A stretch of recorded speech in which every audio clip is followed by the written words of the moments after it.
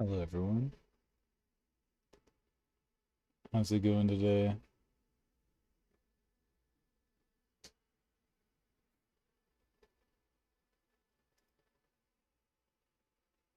Giving everyone a second to funnel in. Oh, man, she's such a gentleman. I always knew.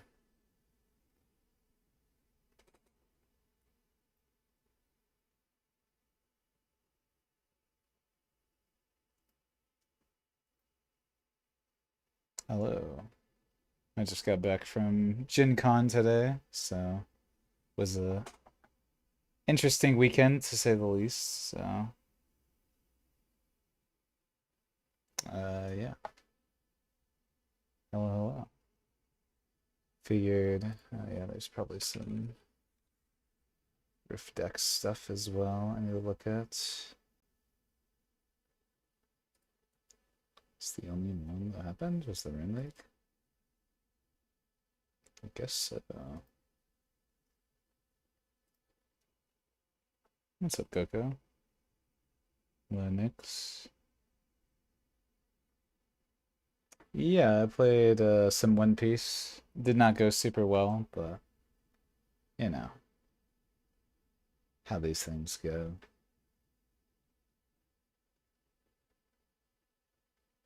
So let's sure. Yeah. Um,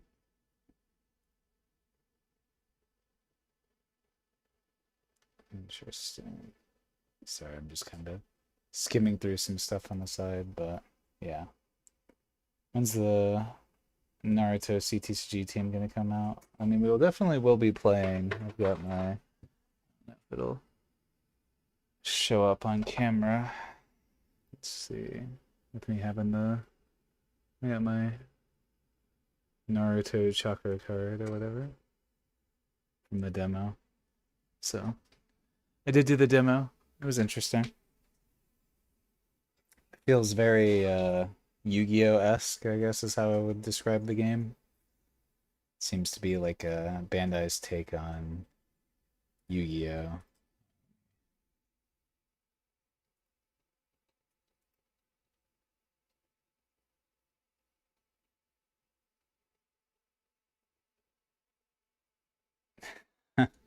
Becoming an investor bro for Naruto. Yeah. I mean, as somebody who was around during One Piece times and seeing what some of the that first print run One Piece stuff is going for these days, yeah. It was I feel sick knowing I had cases and cases of that stuff. Yeah, overall it was good for Gen Con. It was very funny. Alex actually ended up going viral. I need to find his post.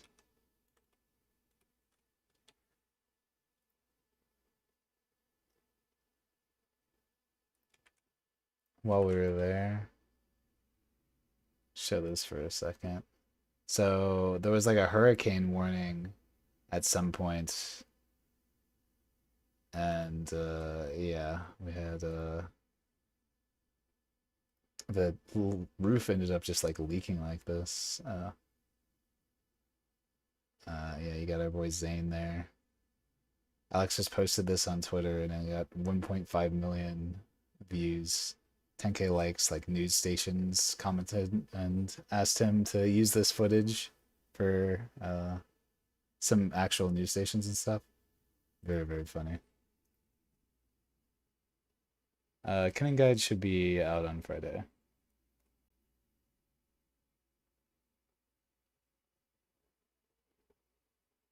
Yeah.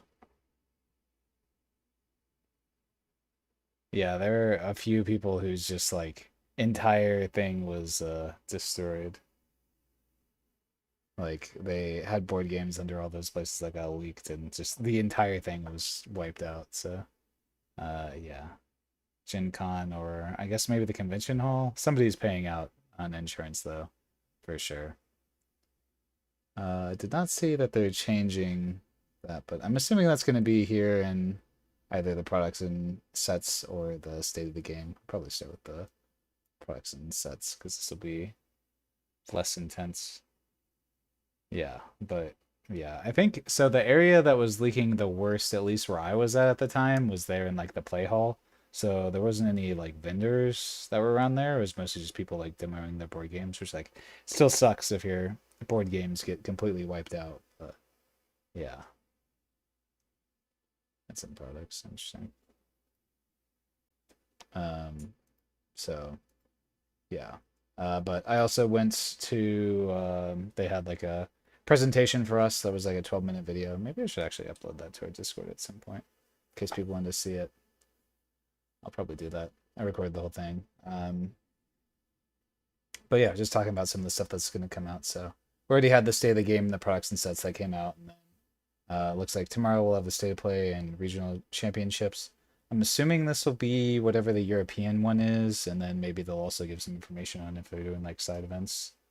And then yeah, just like a updated roadmap for Wednesday would be kind of nice, just because we currently are lacking a little bit of information as to what they intend to do. So yeah, it'd be good.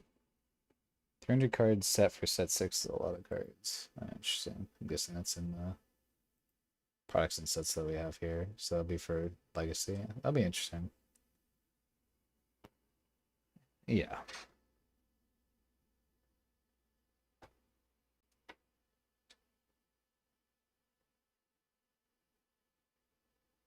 One second.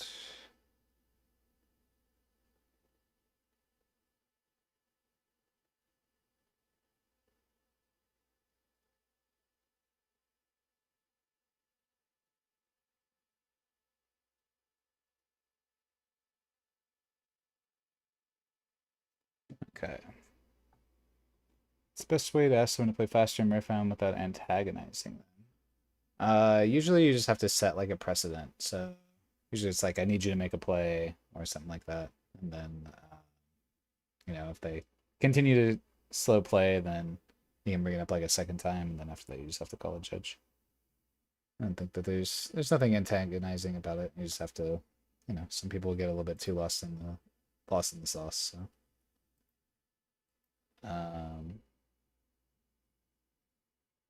yeah. As far as my understanding, I'd have to go like really far back into the news because this was like one of the first things that was ever announced for Riftbound. Was I don't even know if I'd be able to find the specific article for it.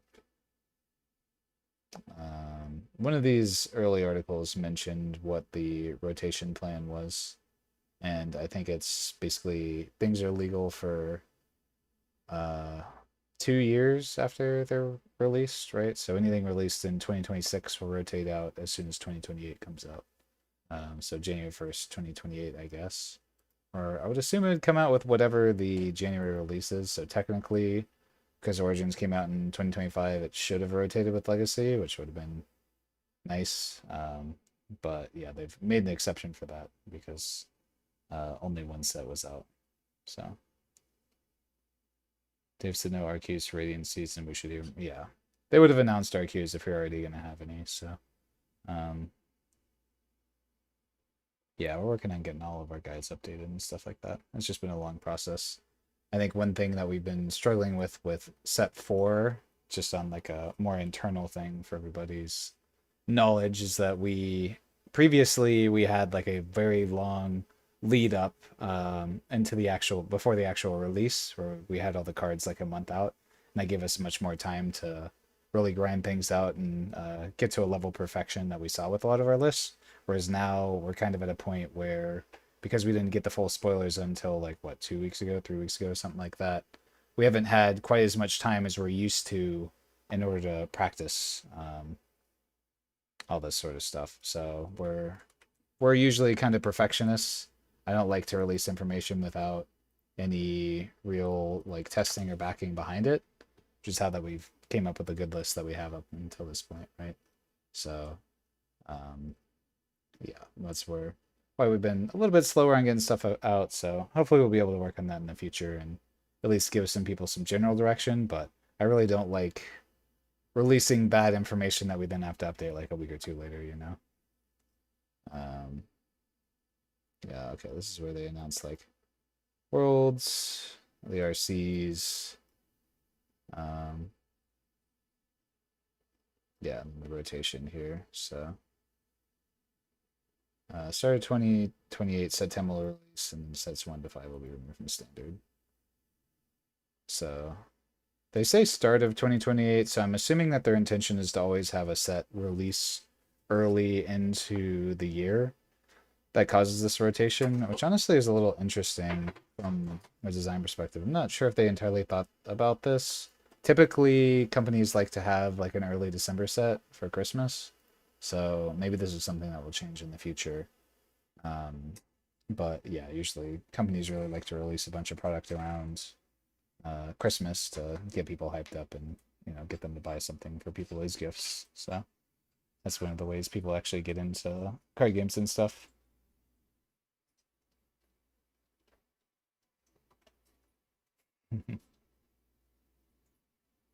Yeah, exactly. That's what we really try to avoid is like all the information that we've released on our guides has been good. The Draven lists that we had were ones that I topped with.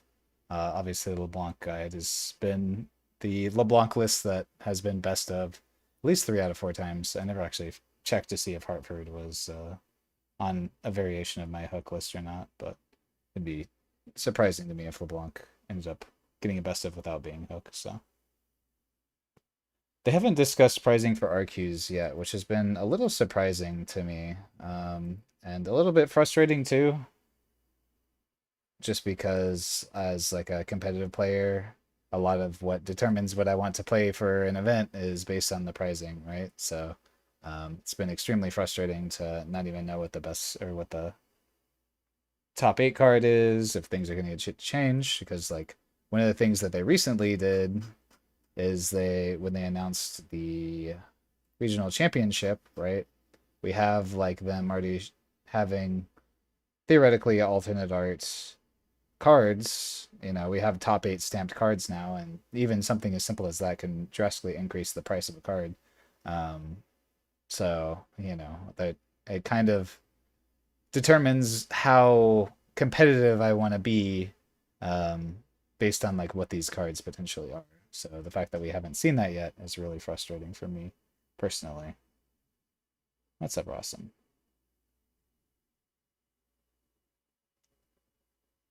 I have settled on I'm probably playing a woman if I had to guess.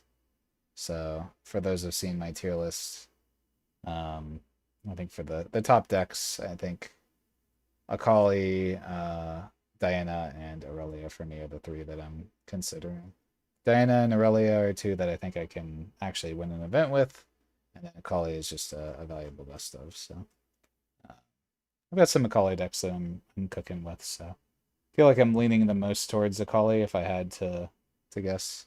Yeah, nothing against Raven. I still think that deck's good. I just as somebody who's been like trying to move my sets and stuff, I can tell you that there's a lot more value to having a female best of in the secondary market and stuff. So, and to be honest, I'd probably keep. I'm at a point where I'm gonna keep one of each best of that ended up winning over the course of time. So it would have to be something like I'd have to get 2 out of 3 of the next best ofs that are coming out for me to even consider selling them. But I just think it'd be cool to have.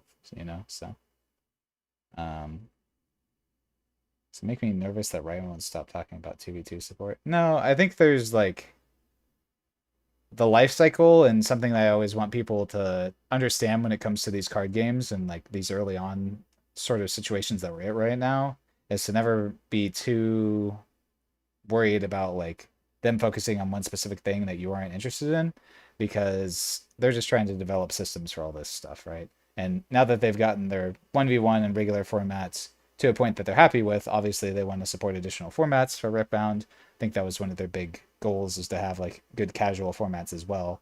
So when the game launched, they didn't really even have 2v2 rules at all. I can tell you as the person or one of the people who topped the first 2v2 event ever is that they didn't even understand the rules of the game when they made it. They were like the head judge was having to constantly just make stuff up on the fly because they didn't know what the answer was to a lot of questions in the rulings. So it's just been something that they've been trying to develop to have additional alternate format support, as I think that's something that can breathe a lot of life into card games on the casual side. As 1v1 competitive is not always going to be the most casual, but you can have like a 2v2 as a side thing or something like that, and that's fine.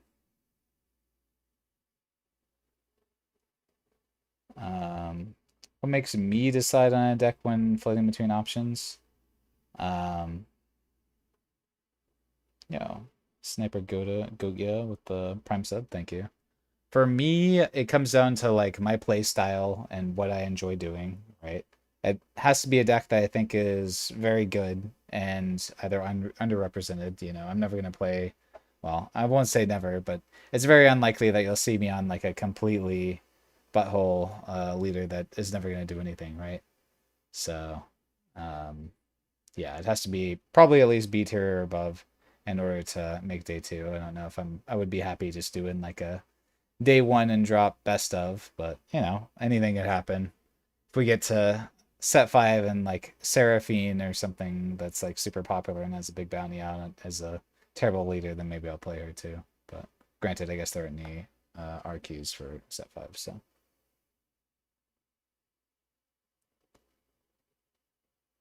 Um, Thought it'd be your Orin goat. Yeah, not a chance I'd play Orin.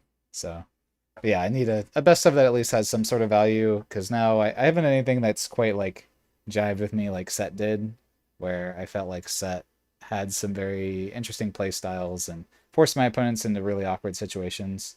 So I'm still looking for a deck that's kind of similar to that. So I've been trying to get there with the Collie, but it's it's really tough. So yes, you will never see me underacting.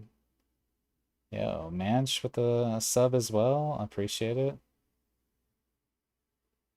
But yeah, I can go through some of the stuff I'm interested in later. Yeah, exactly. I mean, it's not entirely like a monetary thing too, but yeah, I do like my cards having some amount of value, just in general. So, yeah. Uh, but cool. With that, we can go in a little bit into at least scanning through these things. So the products, as mentioned, we have a few things that are interesting. We have Legacy coming January, and then Reckoning a little bit after that. It seems like they're pretty dead set on like 4 sets a year, and at least based on the rotation thing, it seems like they've kind of planned what their releases are for all this stuff for a while. Oh yeah, the Secret Gardens, I was able to pick up a few of those while I was at Gen Con, which is super nice. But I know that these are going to be kind of everywhere for people who weren't able to get them, so I don't expect them to be super valuable. Um, a lot of people have been trying with Akali, but keep saying the same thing. Yeah, I don't think Akali is quite that good. I think her legend ability is a little weak compared to what we thought it would be. So, yeah, I think we've already seen the cards look awesome. I got to see them in person. I haven't opened any of mine, but I saw them in the display case, and these cards looked pretty great. So then we have the T1 collab. Make sure that everybody signs up for these to try and get your signature T1 cards. I'm sure that these will be crazy valuable. And honestly, they're just like a really cool collector's item. So this was the thing that I was surprised to see. It was the Gift of the Rift bundle as a product. With the Akali eating ramen, this card's crazy, especially that's an English exclusive. This card's gonna be worth so much money. So I think this is a really cool product. I'm hoping it won't be super expensive. Actually, let me see if I can see what MSRP will be on this. I don't know if it's on distributors pages or not. No, looks like it's not. Wait, is it? No, okay. It's not on distributor pages yet, so don't know what this will be.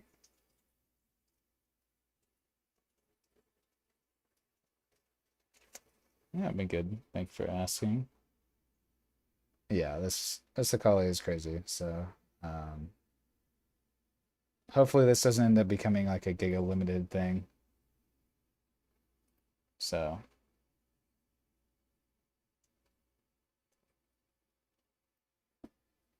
second.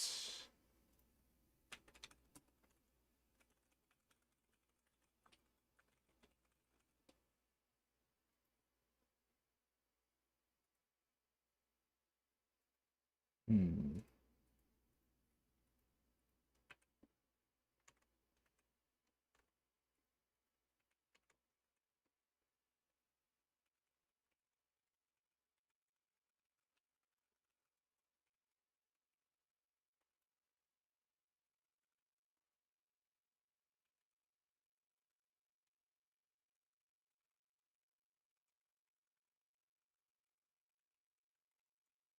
Sorry, Frodam was messaging me about a thing we're doing tomorrow. For those who don't know, I'm going to be doing a coaching stream with Frodam. I think Rossum just did his. So, uh, yeah, pretty cool. Any viable Riven deck? Not yet. I'd expect Riven to get some sort of legend support soon, though, for those who are interested in her. But, yeah, she's not a very good card, unfortunately. But she will get good cards eventually. I'm sure they won't let Riven be bad. So, yeah. So, we're talking 16 packs. So, this is 2/3 of a box, 36 runes, the storage box. I'm expecting this to be 150 if I had to guess. And it looks like they don't want this to be super limited because they're selling it both at mass retailers and LGSs. So um, I'm hoping this will be something not too limited. Don't know how they're. Oh, it's 3 each of these and then 4 Radiants. I see, I see. Um, yeah, Fredon's been awesome. Kind of meet him a couple times. Super cool dude. So yeah, this thing will be cool. I think that I wouldn't worry too much with at least what I'm seeing here. I think that there will be a ton of these, so I wouldn't panic and try to buy a million of these early. But you know, if you believe in Riftbound long term, I think this is the type of promo that will go crazy long term. Originally, the plan was to do the podcast with LS last Wednesday, but we had like some flight conflicts, and he also had some conflicts with his schedule. So I believe we rescheduled to this weekend or this week, but don't quote me on that one.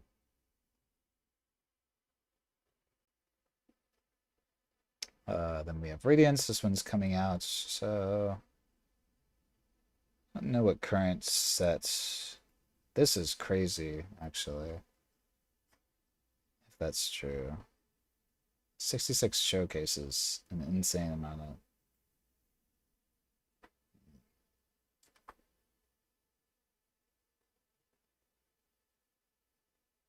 One second.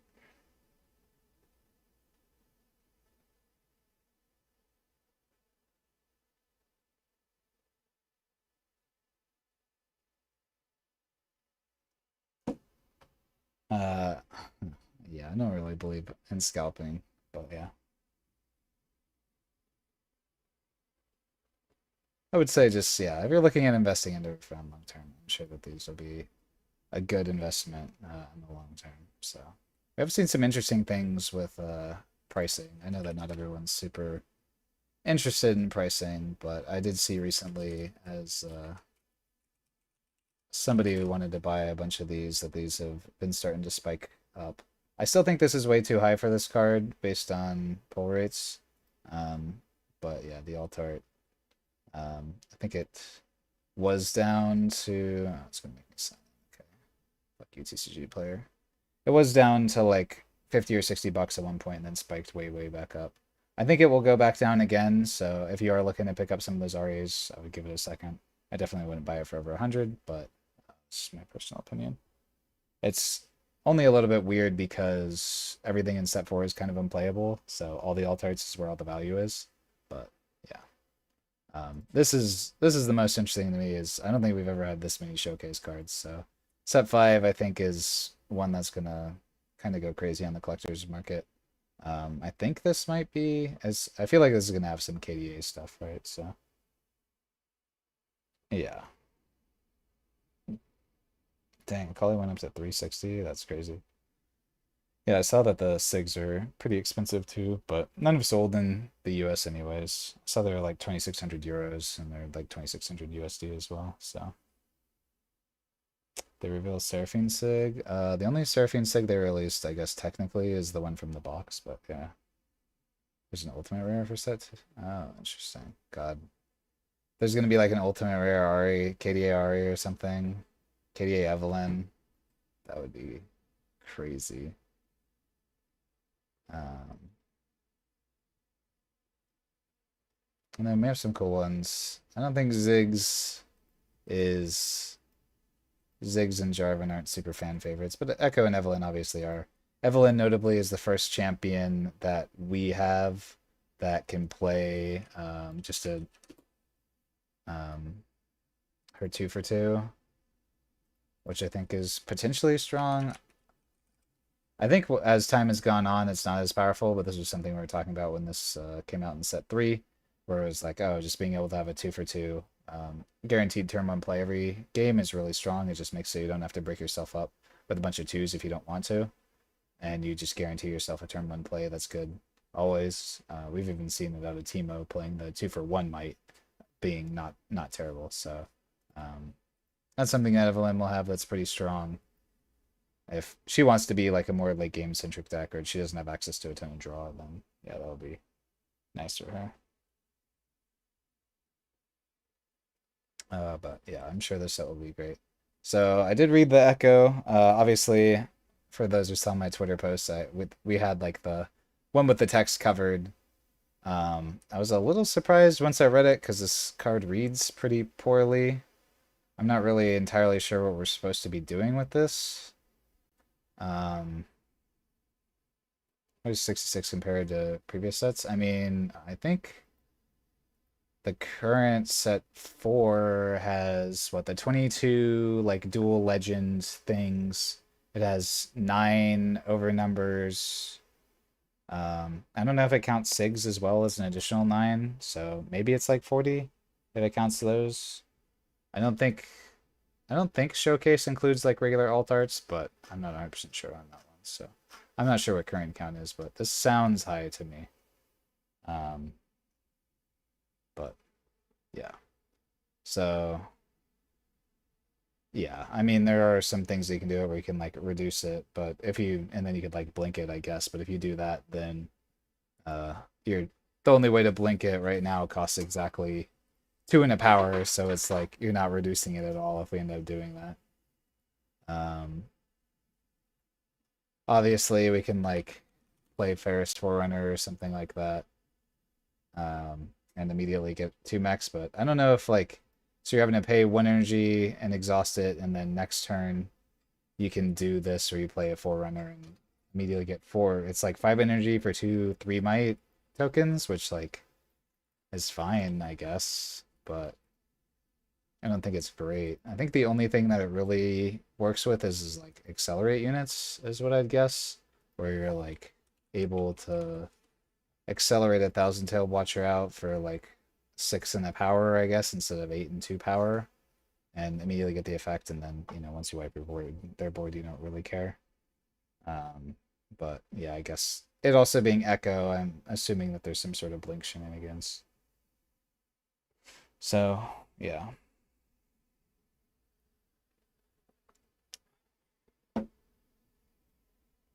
How does this work with time warp? Yep, they'll still die with time warp and stuff. So yeah, I guess there is the drive card. The 0 drive. Yeah, you can like equip to stuff and then maybe pop off with this, but like yeah, I don't really see that happening.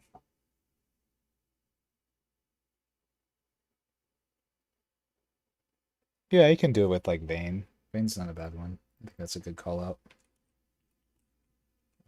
A lot of people have kind of forgotten about her, but you know, being 2 for 5 might is quite good off the ability, and you can just pay the 1 to bounce her. So, or she's also like pretty weak on the battlefield. So, if you don't end up bouncing her, then she's just gonna die anyways, right? Yeah, I don't think Kai'Sa's quite as much, but it's yeah, essentially everything we're saying is just like accelerate units. I don't think it works particularly well with Echo himself, because like then you're just rating all your energy and then passing your opponent. And this color combination doesn't have like a ton of spells that you want to be playing on your opponent's turn. It's like smoke screens and void seekers and stuff, which is cute, but I don't know if it's good. Um, yeah, this game definitely has a lot of cool gears like Zero Drive that just loses the second your opponent knows what you're doing and plays any yeah, brittle steel or acceptable losses, turn to dust, anything, right? So yeah. Manch just wants the infinite. Well, here you go, Manch. Find your new infinite. Surely there already are infinites in this color combination, so I'm sure with this ability, maybe there'll be even new ones. So there are some cool options for this. I think it's giga slow, so that's my like reading this. I'm like, okay, so we have to pay one, we have to empower it, and then next turn we get this effect that we're just basically accelerating a unit by a turn, but then it dies immediately. Not super strong or strong on that one. So set 6 has 346 with 93 showcase. I'm assuming when it says showcase, it has to include regular arts, alt arts as well. Otherwise, this is just like an absurd number, right? Um, yeah, I would agree that Echo looks pretty meh at first glance. I don't think there's anything great that he's doing right. Um, so it looks like, I mean, I guess Radiance has like a third of the set is showcase for a smaller set. This being the big set, a fourth of its showcase, which makes sense. I wonder if that counts runes and stuff. I really don't know what they classify as showcase, so it's hard to say. Um, let's see. First previews December 13th to 15th, and then all of January. Good. All the different regions. Yeah, I mean, this is just going to be a big ass set. So, you know, obviously in the art we have Tryndamere, Lux, Alawi, and Heimerdinger. So, and then we will also have Karma, Ash. They're bringing Garen back, Tryndamere, Vlad, and four more friends. So.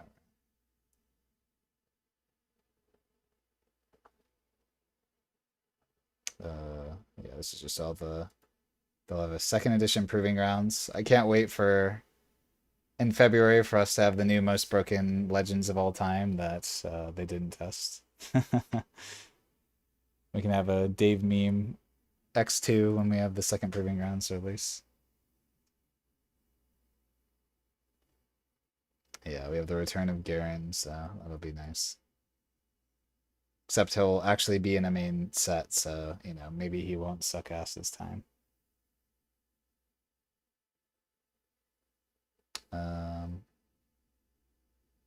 I see. And with Legacy, okay, they're replacing in common with the Legendary of the Battlefield. So, yeah. I think that's good. So people will stop complaining about getting 12 legends in their box. And then this is also where they're starting to do draft and stuff. So this is cool. I think alternate formats like this are important for the health of a game. When it comes to locals, people just want something different to do sometimes. So having draft be like a officially supported thing will be nice. I would say that this will probably be a set that they're going to print a ton of because if they're wanting draft to be a focus, they want to make sure that product is available for a very long time. So um, yeah, I'm not. I would say that this is one I wouldn't even if the cards look cool, I wouldn't invest super heavily in the sealed product for this set, given that's the case.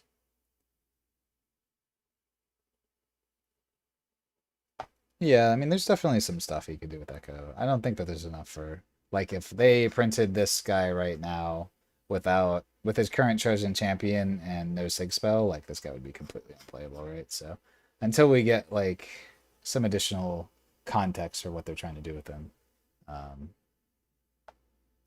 yeah, that'll um, we'll just have to see. Second proving ground is same champs in the set. Okay. That'd probably be good for the game rather than having like unique cards in the proving grounds. I think that'll be a lot better. They're changing the templating again. I feel like this is like the third or fourth time that we've had the templating change. Um, so hopefully they eventually figure it out. But you know, games like Magic and Yu-Gi-Oh and Pokemon have had a million templating changes too, while they try and figure out what works for them. So I think it's fine. If anything, it'll just like increase the value of some of these original cards and how cool they are, just based on the fact that like, oh yeah, they have the old templating. I've always loved stuff like that. So, um, can you identify with the targets and then kill a unit out of battlefield, kill all units out of battlefield, kill all units at battlefields. So no targets, targets the battlefield, targets the unit. So yes, I guess that is a little difficult for people to understand when it comes to deflect and all that sort of stuff. So give her a friendly unit +1 this turn. And okay. Somebody said that they're nerfing, I guess, Ravenbloom Student and Abandon Hall when this comes out, but I would assume if all they're doing is making it so that you have to actually resolve the card, then, well, that's currently how both of those cards work, right? So I do not think Swain Bang is very good now. Gotcha. Yeah, PG2 has no unique cards is good. That was always the intention of the Proving Grounds, was just to have like a casual thing that you can pick up and play with people, so yeah. Second, third meaning I was still largely present. Okay, to finalize a spell, to resolve something.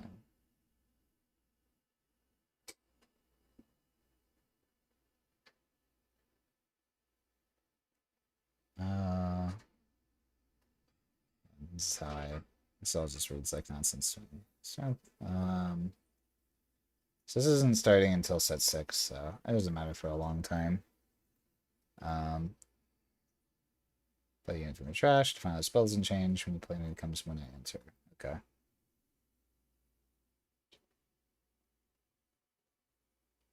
I see. When you play a card / spell is unchanged in text, but changes to refer to the finalization instead of resolution notes. I see. So I wonder, let's make it so that they trigger immediately upon playing as well. So the trigger will go on the stack above playing the card. That's what I'm assuming. I guess they're cleaning this up a little bit, but it's still, I mean, I think this is slightly better than what we've been dealing with rather than having 4 different meanings of play to slightly less. I can agree with that, but now we're just like changing the wording around, which I think is probably fine. Yeah, I'm hoping that Student and Hall both get banned before then, if we're being completely honest. There's no deck for Jace better than Jace Aurora now. I'm sorry to all the Jace believers or wanters to have an interesting Jace deck, but it does not exist. And then yeah, they're just changing the templating on all these cards to show things are triggered. I guess this is fine, rather than like the colon that Magic does. They're just doing a little arrow. It's cute. I think it's fine. And they're gonna have some like League Classic cards. Okay, that's cool. Oh, here's the Proving Ground stuff, so sure. And Reckoning. It looks like they're having about a fourth of the set as showcase, which I guess makes sense. Have some cool stuff. Rolling Soul, Cho'Gath. Finally get Vayne. That'll be cool. Shyvana, Zillion. Okay. Not as much info about this, but maybe they'll have some weird looking cards like this. Then we have a Yordle Bandle City set for set 8. I see. Okay. Something with shadows. Got it. Okay, cool.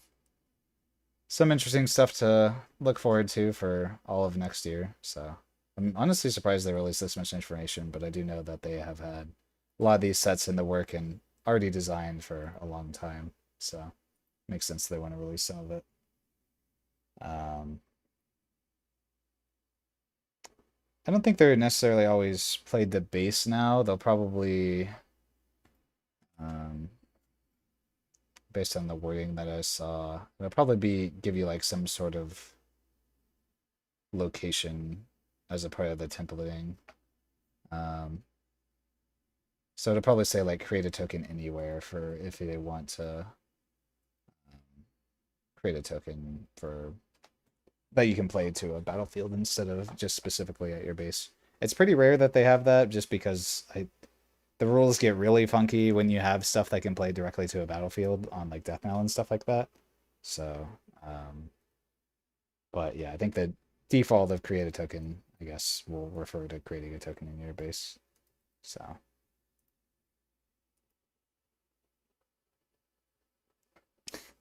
yeah, Shyvana Dragonstorm.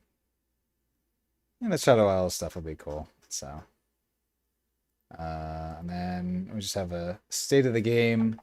I saw that this was just kind of a wall of text. I don't know if there's going to be too much just general Q&A with devs. I'm sure a lot of this will just be pruned, speak of Riftbound great, everything great, we love the community, yada yada.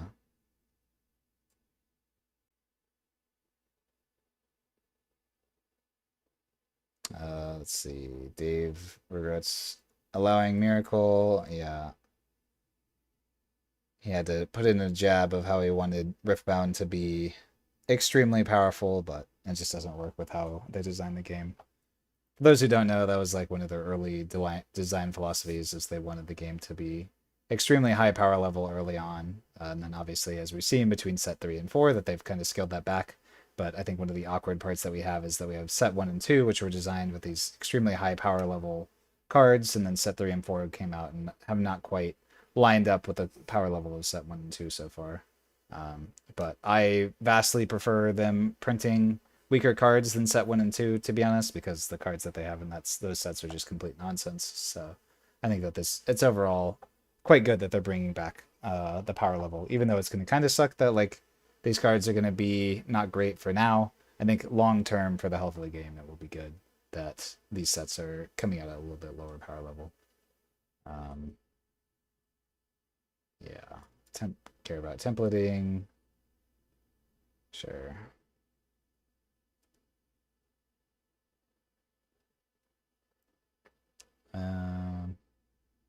Yeah, this is one thing that I will always say that Riftbound does well is that they are very reactive to player feedback, and I do think that as a player that they listen to a lot, I can tell you that Riot has taken a lot of our suggestions and used them to improve the game as a whole. So they talked about infinite combos. Okay. If Manch is saying that their take on infinites as the infinite guy is reasonable, then that's probably good. We'll see. It's in the Coco tab up here. This is our canon list, but y'all can check that out in the Discord if you want. That was just something I was working on earlier. Boom, now it's gone.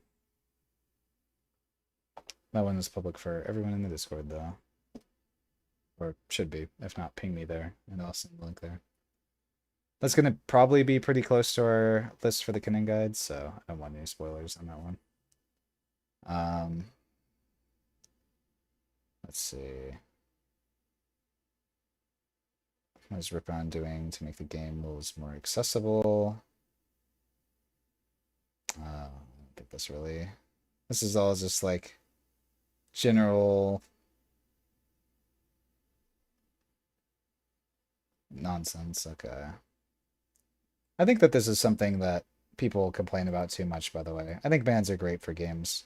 As somebody who is owned a card store and been in like competitive card games for as long as I have, I can tell you that bans are always great for games. People always get excited whenever like the annoying thing gets banned. And I think that one of the things that hurts card games more than anything are those who are just like too afraid to actually ban stuff. But, there are lots of cards that you can just get rid of and it'll make everybody happy. So when that's the case, especially when it's like things like Aspirant's Climb and Arena's Greatest that, those weren't like defining decks. There's no deck that became completely irrelevant now that they don't have access to Arena's Greatest / Aspirant's Climb, right? There's some that get nerfed, of course, but I do think it just overall improved the health of the game. Yes, I agree, Sniper Gocha. I think that's one of the things I mean, I will openly admit I'm very frustrated with the ban list. With I don't think that it was deep enough. I think that either Fizz or Starcross should have been banned. I would. There are a lot of other cards I would be for banning as well if we really want to go deep down the rabbit hole. But yeah, I think Fizz is a card that inherently breaks the game, and when you combine it with cards like Pack of Wonders and Starcross and stuff, it is way too annoying of a card to have to deal with. So, as far as I'm concerned, Fizz is a card that broke all of their philosophies, and on when they originally announced their ban list, and is one that should have been banned 100%. I don't know why they didn't decide to ban it, but yeah. I think Fizz is like the cleanest ban. I think that there are other cards that are annoying, like or too good. Like Starcrossed is a reaction speed removal spell. I think reaction speed removal is something that shouldn't really exist, just based on the rules of Riftbound, especially this early on into the game. Especially one that's at as low of a cost as Starcrossed is, and is as powerful of an effect as Starcrossed is. It makes things like really difficult to balance around. But you know, then it goes down a rabbit hole where like one of the best counters to Elder Dragon right now, the only thing that's preventing Aurora from popping off is the fact that like Starcrossed exists, right? So that if they ever try to Elder Dragon you, then you just react and hit their dragon in base, and then now they aren't getting the trigger to kill everything that you have, right? Um, so it's definitely a very weird, or like it's something that cascades in theory. That's why I was like, Fizz is probably the cleanest thing. It hits the pack decks as well, as I think the decks are some of the most unhealthy for the game, as nobody really has fun playing against those decks, right? So, but yeah, the fact that it's reaction speed and hit space out of Starcrossed is just like, that's just way too good, right? So, um, yeah, I worry about the theoretically false diversity that you get from these top decks, right? Um, when you have like only a subset of small of these events that are one-off things, like sure we had a bunch of diversity for the top decks, but if you look at the people who actually topped with these decks, these are all players that have performed historically extremely well in previous events, and these are just the top players of Riftbound. I can tell you that the majority of these players would have very good odds on topping no matter what they played, right? It just so happened that they played these decks, and that's how we saw a lot of these decks make the top. Does that necessarily mean that they are the most balanced? Not necessarily, right? So, um, yeah, but yeah, as Razor said, like on the consistency level and going through, I'm always a data man, right? Um, Get to see some of my spreadsheets here, including fuck the Europeans for that's our spreadsheet for all of the world's battle stuff that we're doing. People haven't checked it out. We did win our first round against I believe it was UK while I was at Gen Con, so we're doing pretty good over there. But yeah, when you just look at the decks that have the highest win rate across all this stuff, you have like Azir and Yi and LeBlanc, I guess, as outliers. And then, Diana and Aurelia, Sivir, all his purple decks. Granted, Sivir doesn't really count as much. Ezreal, Annie. These are all decks that just have an above average win rate. There obviously are some exceptions too. But, Kha'Zix, I would say, on average, there's more purple decks than anything else. And that's something that should be addressed when it comes to some of these top decks, in my personal opinion. But, there are some outliers as well. So, and again, this is like such a small sample size when it comes to all this stuff that like also it's just a weird format where we have one of the worst performing decks at 42% being the it was just the eighth most popular deck because the metal card sold for $115,000, right? You know, yeah, as mentioned, Set would have had a much worse win rate if it wasn't for me propping it up at this event. Granted, I scooped a couple of times to people to let them get their invites, but regardless, it's like this is such 100 games is nothing when it comes to the grand scheme of things. Even in the most popular decks, 1,000 games is like at least starting to get to the point where you can use this data. But especially when you combine this with Utrecht and like Vancouver and Sydney as all of our 3 data points. Then we start getting to actual numbers, and combined, these decks still are far overperforming. Especially Utrecht, Yi having a 60% win rate. Like that's to me, that's like something's got to be done about that, right? Especially knowing that he didn't get worse at all. It's just that he's no longer has a best of. So in theory, it'll be less desirable to play, but I still expect to see a ton of Yi. So ignore the first tab. Yeah, it's fine. I love you, Manch, and all your spreadsheets as a data man. But LeBlanc had a much more what I would expect win rate. But decks like Diana are consistently performing at 54 to 55% win rate, which may not sound like a lot, but in the grand scheme of things, across infinite players that are playing this deck, I think that that is typically a bit of an outlier. And obviously, 60% is like this is like in any other card game, this is ban worthy levels of win percentage. So, but yeah. Either way, my my main thing, my big tangent here is that I wish we had gotten a few more bans. I know they don't want to ban a legend because that like invalidates an entire deck, and I don't really know what I would ban out of Master Yi, to be honest. But yeah, it's just something that's a tough spot for them. Yeah, 58% in all of set 3 for Master Yi is crazy. I think a lot of that is just due to I would say that Master Yi is one that the numbers are overperforming because it is a very easy deck to play, whereas maybe a deck like Diana, if it's like 54 to 55% or something like that, I could say, and from my personal experience, this is obviously biases. I cannot stand Diana, or Blurple decks in general.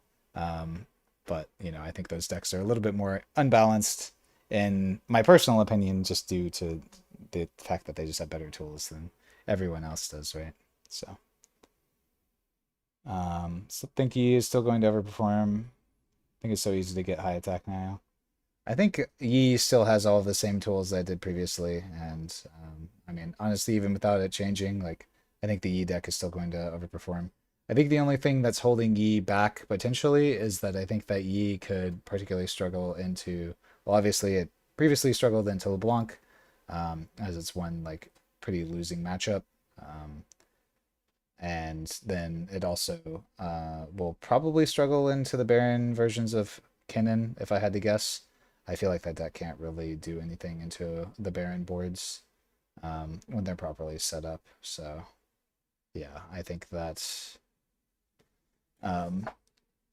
the only thing that maybe will hold back PGE is the fact that Kinnan will be a little bit popular, and I think that will be a bad matchup. It's not one that we've tested a ton, but yeah, I'm always containing my rage for Ezreal control.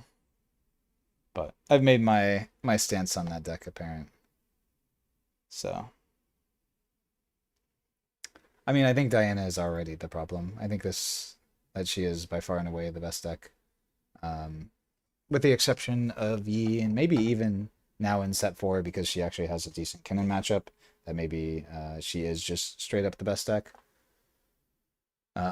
Uncontested now because she at least still has a Master Yi matchup that's playable and is playable into everything else. So the only matchup that's like completely unplayable for her is the nonsense Ezreal and Kai'Sa decks that just like never let you get into combat, right? So, but the fact that Diana only has like 2 losing matchups is, and one of them is a set 1 legend. Granted, Jhin is also a losing matchup, but like who's playing Jhin, right? But yeah, it's definitely a big thing. I think Victor maybe is a losing matchup for her because that deck can also play like Singularity Calls and stuff. So, but again, set 1 legend. Azir, you can build your deck to beat Azir if you want. You just have enough acceptable losses and fizzes, and they cry. So yeah. How is Mel? Apparently Alan likes her. I know that they did a video with he's done a couple of videos on Mel actually that are up through some of our influencer friends. So if you're interested in Mel,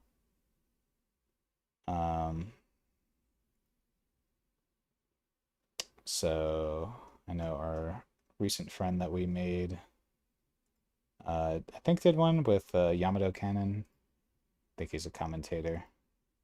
So, Yamato. I think he might have done with Rodan too.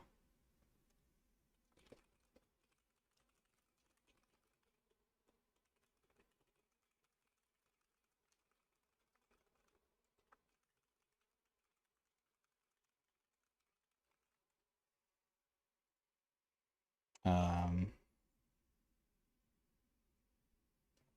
Crazy how I'll pull the signature melons boxes. Yeah, true. Yo, Coco with the sub. Thank you. It's a big dog. So yeah, I expect Diana to be the most popular deck going into set four. For what it's worth, it's kind of my expectation from talking to people. I also think that, like I said, I think she's probably one of the best decks. With only a couple of bad matchups that are maybe fixable. I'm not really sure. I haven't ran into the Ezreal side of things enough to know what we need to do in that matchup. Playing Diana to give us a good shot, but yeah, that's definitely a thing. I know Alan likes Mel. I don't think Mel is better than Diana, and I'm sure Alan would agree. I think he just likes being able to have counter spells. So, yeah. So we got off of like a pretty big tangent here, but off of our original thing of just going through the news. We're almost through it, so I'll try and focus before we get into all the meta talk. Um, this is all to say that I wish we had gone deeper on bans. I don't know what I would ban out of E because they probably don't want to ban Rengars and SR. And yeah, I mean, Rengar was definitely a mistake, but that's the one thing I would probably hit out of this deck. And then, I mean, I guess maybe like Charm. If you just want to hit like a random common to nerf it or something like that, Discipline or something. But yeah, and then Fizz definitely should have gone. Um, Yeah, I know that they've been having some issue with getting art for the cards. At least I think that's why they've been having issues with like doing alt arts and stuff like that. But um, it's just a big pain to template and find art and get it approved by Riot and all that for use. So, um, is Ambissa cooked? She kind of looks good on outside. I can't tell. She struggles from not being purple, but I think it's like a fine deck. I put her in like top 15, top 20. How do I think LeBlanc's in the upcoming meta? Bad. I talked about it in our tier list video that's on the channel. But yeah, I think that LeBlanc is a very broken deck. The only reason that LeBlanc is not tier 0 is because purple exists. So I think even getting rid of Starcross, that's why I want to get rid of Fizz and not Starcross, is because I think you kind of need Starcross to keep LeBlanc in check. As this like 29% Diana matchup is honestly probably high. The Diana matchup's just like unplayable for LeBlanc, but she actually has a pretty winning rate into anything that doesn't just have infinite Starcross. So, Diana and Annie are bad matchups, and like everything else is just amazing for you. So, um, yeah. Um, let's see. Yeah, 2v2, don't care. Let's see. Talking about collectability. Um, So this is one thing that is an important note, is that they said that they're committed to keeping booster sets accessible at least as long as they're legal and standard. Um, so I'm expecting another wave of set one and two, and probably even three, given that their prices are kind of going through the roof. So I haven't been too concerned with the set one price spikes, because I do expect set one to get reprinted again. They do different waves, so in theory that there are like different SKUs and stuff, but I don't think they're gonna remove like signatures or anything like that. Um, I don't need this sort of stuff. So yeah, it just seems like with how they're doing this, if you want to invest in sealed product, then there's always going to be a better time towards the end potentially to do it. But with the demand of set one right now, who knows like how if they're going to even print enough to match the demand, right? What do you think of buying different languages? I haven't seen French's card stock, so I'm not really sure. The only issue I have between English and Chinese cards is they have different card stock, so it's extremely easy to just like cut to Chinese cards in a deck. So I'm not a big fan of mixing languages, and I like my stuff to be uniform, but I think it's fine. I think Riftbound has been in a good spot, similar to Pokemon, where its collector's market drives up all the prices, so it makes it really easy for players to actually get into the game, which I think is super important. You want like your playables to be cheap in games, and then have still that collector's market in order to drive people to want to buy boxes. Um, so yeah, they're doing Korean cards now. Um, Traditional Chinese. Okay. I would expect. I don't really know what they're gonna do after this. Maybe Japanese. I don't know. The Japan card game market is so difficult to break in, even though I'm sure League is popular over there. There's just so many card games that exist over there that's really hard to stand out. Um, so they're not going to be putting serialization cards in booster packs. I think that's good. I think one thing that Magic kind of fucked up and shot themselves in the foot with was when they put serialization cards into booster packs, because it creates weird situations where you know that there's only so many booster packs that they can print, because they have to print X amount immediately, and then they can't reprint it afterwards as soon as you introduce serialization cards in booster packs, right? But I do think serialization cards are a cool thing for collectors. So I do think when they have like box sets that are ancillary like this, having serialization is cool. Or obviously prize cards is something that we've seen where serialization cards are good. So it seems like they're not entirely opposed to the idea of serialization cards, just something that they don't want to put in booster packs, which I think is really good. Um, Wish they do major reprints without SIGs. It would make everyone happy. Yeah, it's just it always feels bad to like print these things and then like do we sell them for less now that they don't have SIGs in them? Um, I don't know. And as soon as we do that, like all the SIGs are gonna go through the roof. So um, yeah, it's a slippery slope. So we'll have to see what they do and what their philosophy is on it whenever they end up actually doing the Origin reprint. But at least based on the wording that I'm seeing here, I very much so expect an Origin reprint. So um, let's see. Yeah. Okay. Got it. Will we see past set mechanics get support in future sets? Or will sets be more self-contained? Okay. Yeah. Give us another nan answer. Love that. I mean, we have seen Empower in multiple sets now, so I guess there are some mechanics that they like, some mechanics that they don't, so. And this is sappiness of people, what they like. Okay. So, cool. Overall, interesting. Not too much information, a little bit of stuff here. As I already mentioned, there's going to be more news released tomorrow and Wednesday, hopefully including prize support for the RQs, because for some reason, despite those being in like 2 weeks or something like that, um, we still don't know what our prize support is that we're playing for in Barcelona, which I think is crazy. I don't know if Riot just forgot or what, but it's very, very frustrating.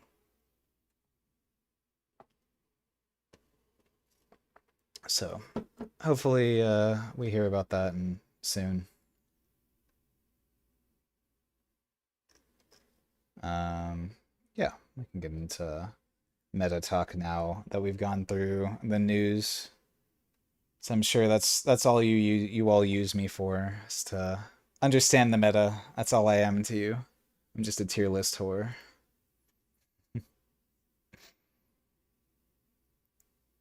Yeah, I don't think XP is gonna get any support for a little while.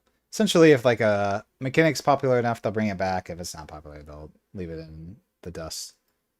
Granted, they don't get to know if it's popular or not, but because like set 4, 5, 6, 7, they're all probably already printed by now. So, or they're already designed.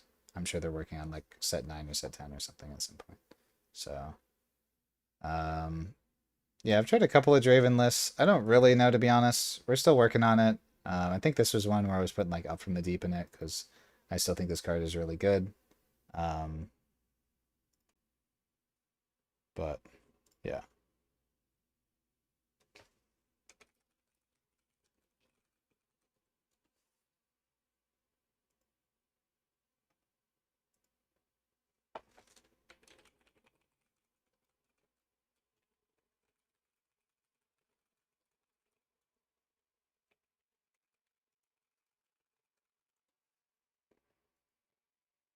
Um,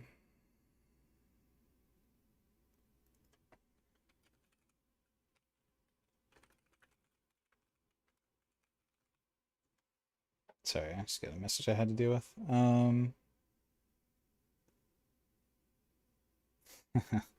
Wow. No support from chat saying that like, oh, I'm more than just here to provide tier lists and let you all know the meta. Like I'm a person too, you know.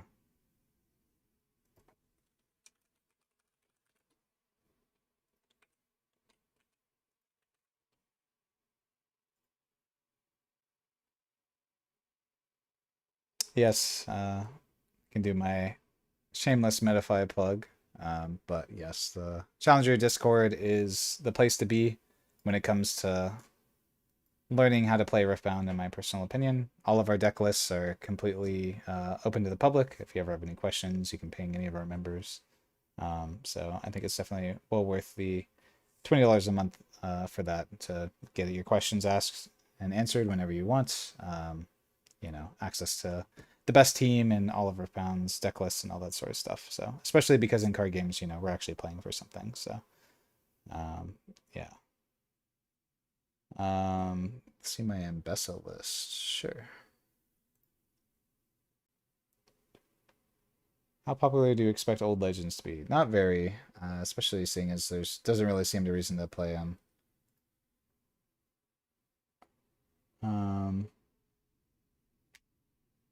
Sam has a list with Kale. Yeah, when I originally built this list, it was when Kale didn't actually function. So this list is a little bit outdated, but this is like the general core philosophy of what I'm wanting to do with Mbessa. The way that I design decks, and I think that anyone should design decks as you're building from the ground up, is that you should focus on what your core strategy is, right? And make your deck as geared towards that core strategy as possible. And then over time, you can kind of wean it back based on, what ends up working in the meta or not. Obviously, I think Mbessa's strongest point that she has access to is challenge spam, right? So just being able to kill every unit in base between Rampage, Challenge, and Public Execution. You have cards like Tools of the Empire, as well as just naturally big units in Rengar and Vi in order to facilitate playing all these challenges. You have the Ambassador Chosen Champion that just can't be dealt damage unless in combat, so you can just use all your challenges and rampages off her. This is like the most synergistic and obvious version that I see of Ambessa that in theory could work. So if there was a version of Ambessa to work, this is just what inherently works for me, obviously, given that this is her signature spell as well. Like, this is where it is. Now, obviously, as you develop this list, there are certain cards that may not end up being worth it.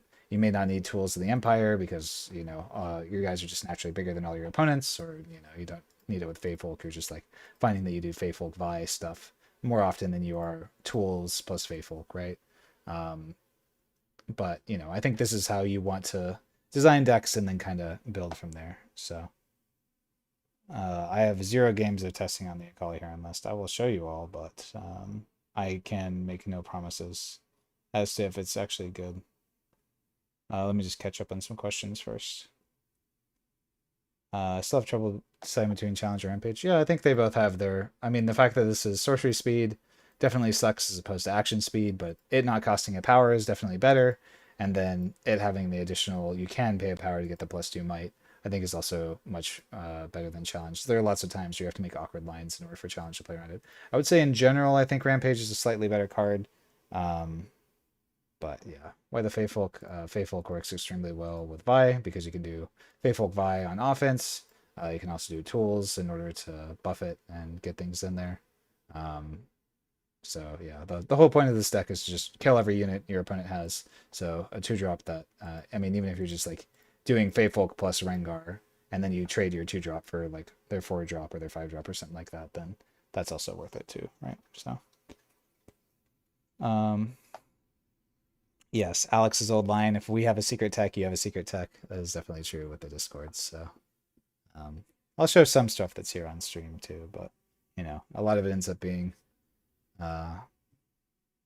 stuff that's in concept, or a lot of stuff that I work on. There's lots of decks that I feel like aren't even worth showing because they're so bad, but yeah, the Swain Mel list that I had here for a second that was terrible. This was also terrible out of Diana as well, right? So, well, I wouldn't say terrible. It did end up taking down like a pretty small event, but we found that like the Swain plan didn't really help you in any of your bad matchups, right? When it comes to Diana and her issues, they specifically were with Ezreal and Kai'Sa, and the Swain game plan does not help with Ezreal or Kai'Sa. It does make some of these matchups that are like middling a little bit better for you, but yeah, that wasn't really where Diana helped, and I think it did remove a little bit of her consistency, forcing yourself to have this many guys that are just like call me please, singularity me please, falling star me please. Like, I think it's rough. So, how do you know what your win objective is? I mean, you just have to think through like what it is that your deck's game plan is, right? Whenever you're taking a deck, you want to conceptualize um,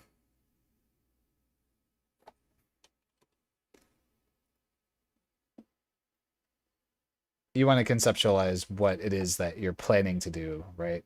What your win condition is, right? And build a strategy around your win condition, right? So we can take my Mel Rat list that I built for some people in the Discord, right? And the plan is to protect a pit crew with a coal in order to make this like a Gigalution that makes a bunch of tokens or a bunch of gold.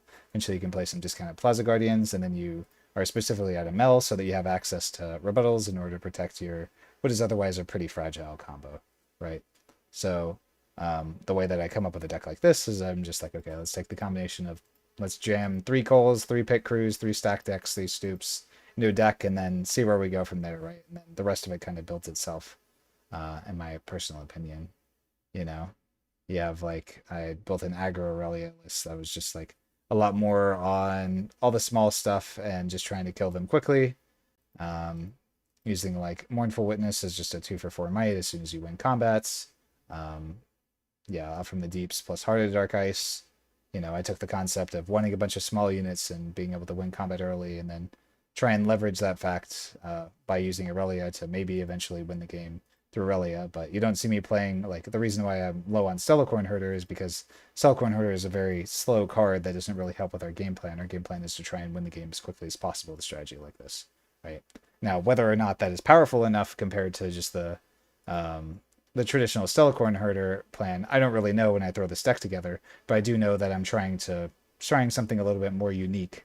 And I just do that based off a concept where I'm like, okay, I really like Up from the Deep as a card. What if I were to combine it with cards like Heart of Dark Ice in order to have like just these 4 might tokens that are just constantly breaking in? For me, I think this deck wasn't quite strong enough, but it was an interesting concept. So, yeah.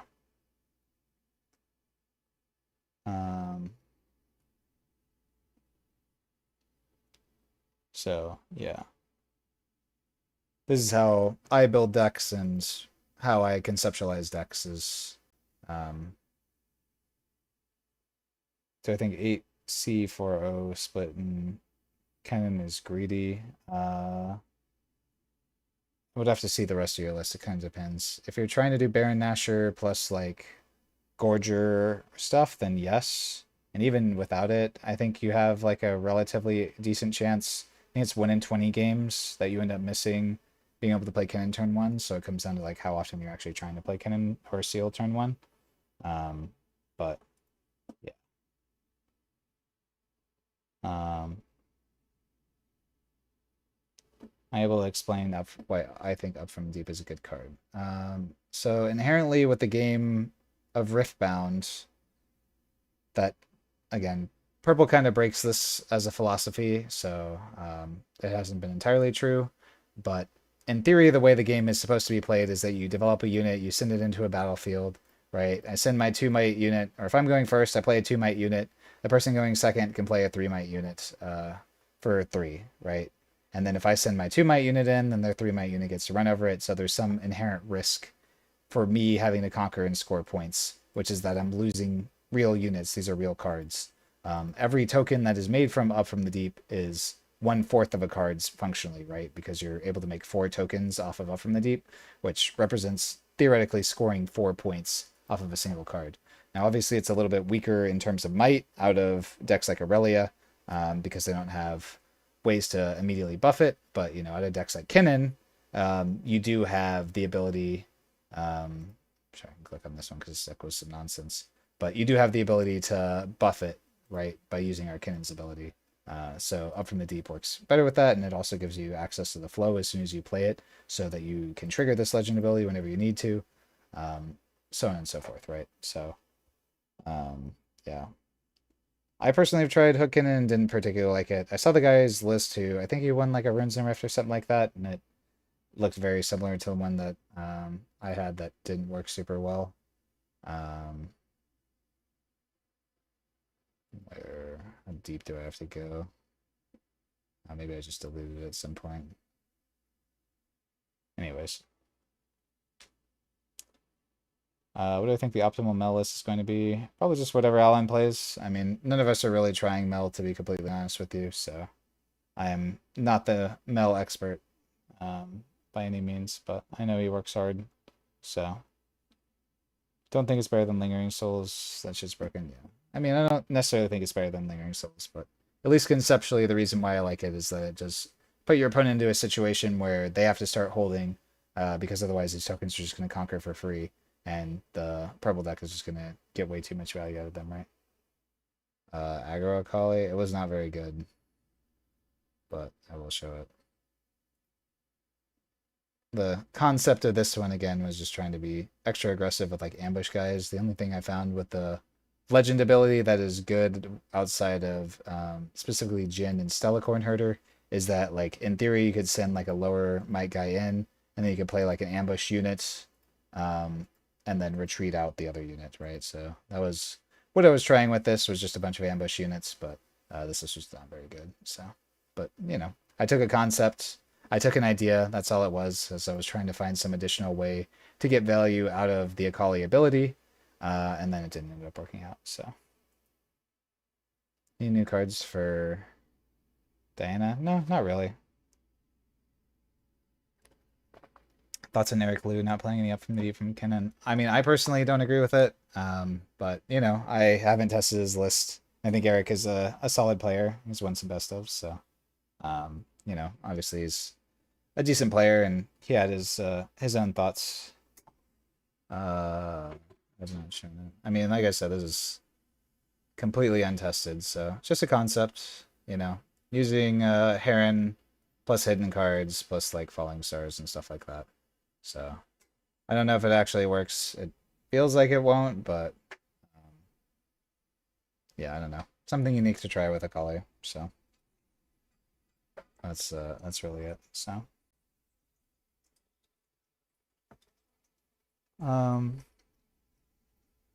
seeing the amount of these deck lists makes you realize how slacking I am in cooking. Yeah, I mean, I come up with all sorts of nonsense. You know, it's just like, oh well, the Zed chosen champion without a sound is pretty good when you combine it with Ride the Wind. You get a couple of extra tokens.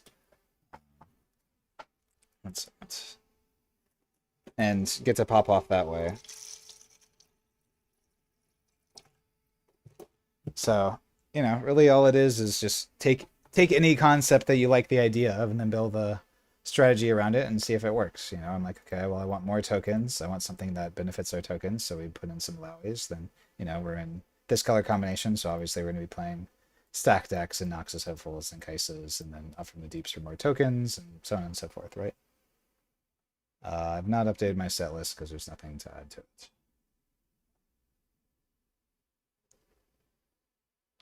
What is the worst matchup for Yi? It's Aurora and LeBlanc are the only bad matchups that Yi has. Don't know what Descent is.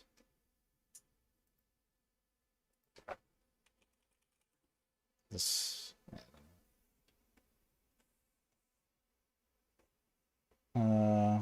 Coco's Akali deck list should be in our Discord. I'm not going to show other people's deck lists. I'll show mine, but yeah, those are in our Discord for people who want access to our team's deck lists. I think people are getting baited by the legend taking turns off when she's like double conquer queen with shuriken toss to score fast, if I'm wrong. Yeah, I mean, the issue that you really run into whenever you're playing like these hyper aggressive strategies is that you are baiting yourself into a point where you just don't have the ability to hold with a deck like this, right? As soon as you fall behind on points, then you're just cooked, right? There's no way that you can ever potentially catch up. So that means losing the die roll is terrible for you. And then even beyond that, like she gets her units kind of stuck here because our Ride the Wind is not Ride the Wind, so I don't get to go home as well. I could like conquer one side, I could flip to the other side, and then I'm like, am I really gonna pay 4 energy and 2 power for a Ride the Wind to go home after that? Like, that's literally casting 2 Ride the Winds in order to do a single Ride the Wind, which I think is crazy just how broken Ride the Wind is as a card, right? So, um, did I play Twilight Shroud in any of my green decks? No. I think I maybe had one in an Aurelia list originally, but that I was trying. I think this was just like Giga Stock Aurelia. We have a list for every legend that Daniel is working on. When it comes to some of the lower tier ones, then we don't make any huge promises because obviously we can't test all 49 legends. But we do have just conceptually what we recommend. So yeah, this was trying to put Twilight Shroud and Aurelia is just like I mean, this is literally as stock as it comes for Aurelia. Um, but yeah.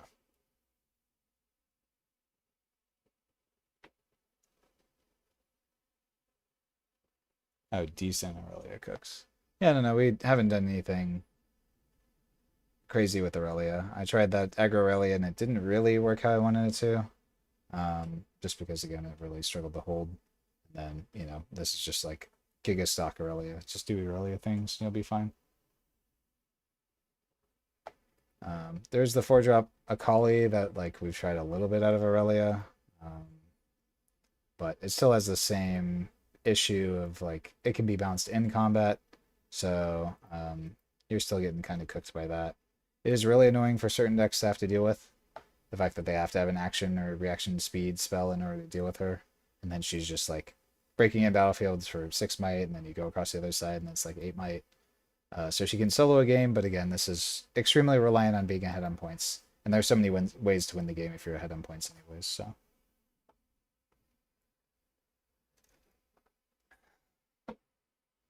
Why not Zonia back off hidden and call it to help defend? I mean, depends on the version. There are some versions that are built around the idea that like it's not really worth using. Um, like I'm not gonna use Zonias to protect my Lonely Poros and Infernas and Grim Apothecaries, right? So Zonias doesn't make the cut there, but going back to the Astral Heron list, of course I have 3 Zonias in here when I'm trying to protect my Astral Herons and Vile Maws and Jins and stuff like that. So, um, Draven. I think I already showed this. This is just like an up from the deep Draven list. There's nothing crazy in here. Super Giga stock. Yeah, appreciate it. Always love the support people have when they say love the content, so.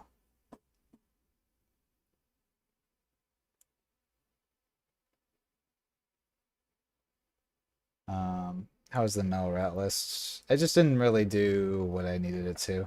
Whenever I'm looking for like these decks to perform, typically what it comes down to for me is that like I already have some of these decks up here at the top that I know their matchup spread, right? I know Aurelia is like slightly unfavored, I guess, into like Victor, Diana, Yi, and then is pretty favored into most other things, right?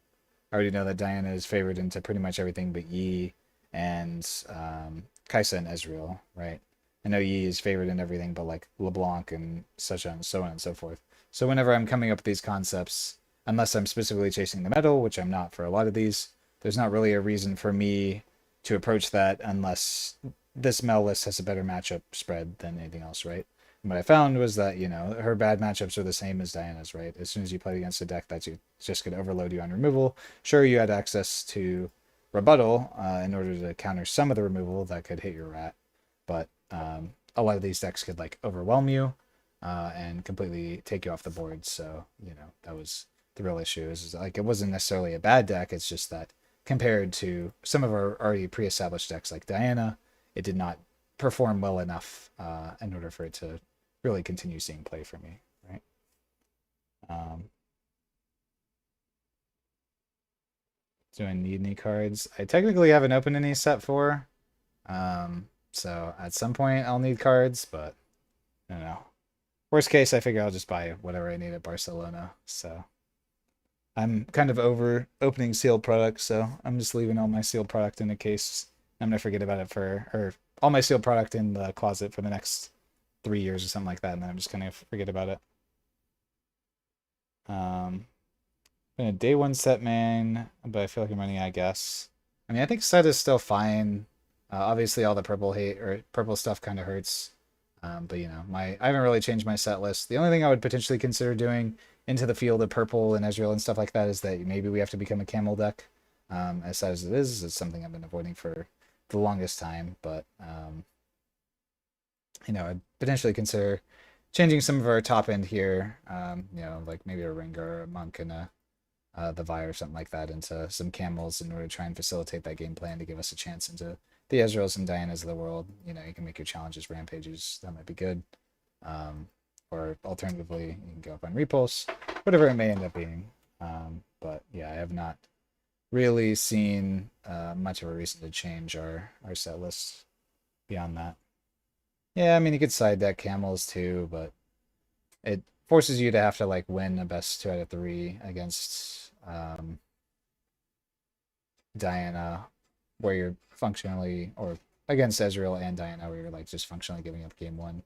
So I don't know if I'm a huge fan of that. You know, we essentially are able to do the Yi Zanya's plus Camel thing a little bit. So if they're able to do it, then you know, doing it slightly worse out of set maybe isn't too bad. Um,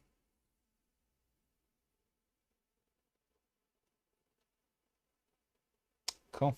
Yeah, I'm always down to talk to people like that.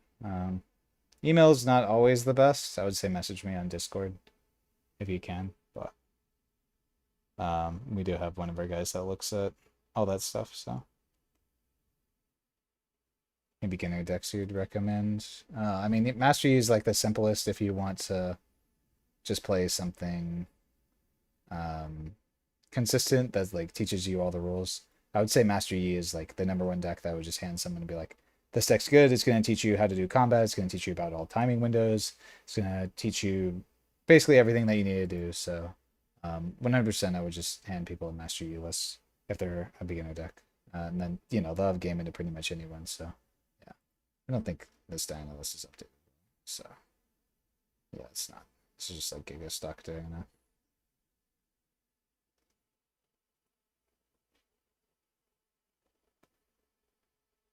How does Mbessa feel in the Starcross decks? Not great.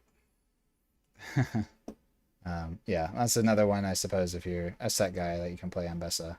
You know, you can play the all removal spell Mbessa deck and hope for the best, right? But I'm still kind of waiting for pricing announcement because I don't know what I'm playing for yet, so it's really tough for me to commit to a deck. I will say that I'm probably leaning more towards Akali than anything. Because as you can see, based on the number of lists that I've created here, Akali is the one I've committed the most time to. Maybe Aurelia the second most. Well, Kennen definitely the second most because I'm writing the guide. I think Kennen is still a very good deck and one that's worth considering for anybody to show up with. But as I said earlier, I just kind of want to play a woman champion and have a best of that's worth a lot of money rather than a best of that's not worth as much money. So, or Diana, I think is another consideration for me. Some matchup spread in the Discord. These spreadsheets, yeah, this is all in our community resources tab for all this sort of stuff. So you have access to all these spreadsheets as a part of being in the Discord. All these links are in there.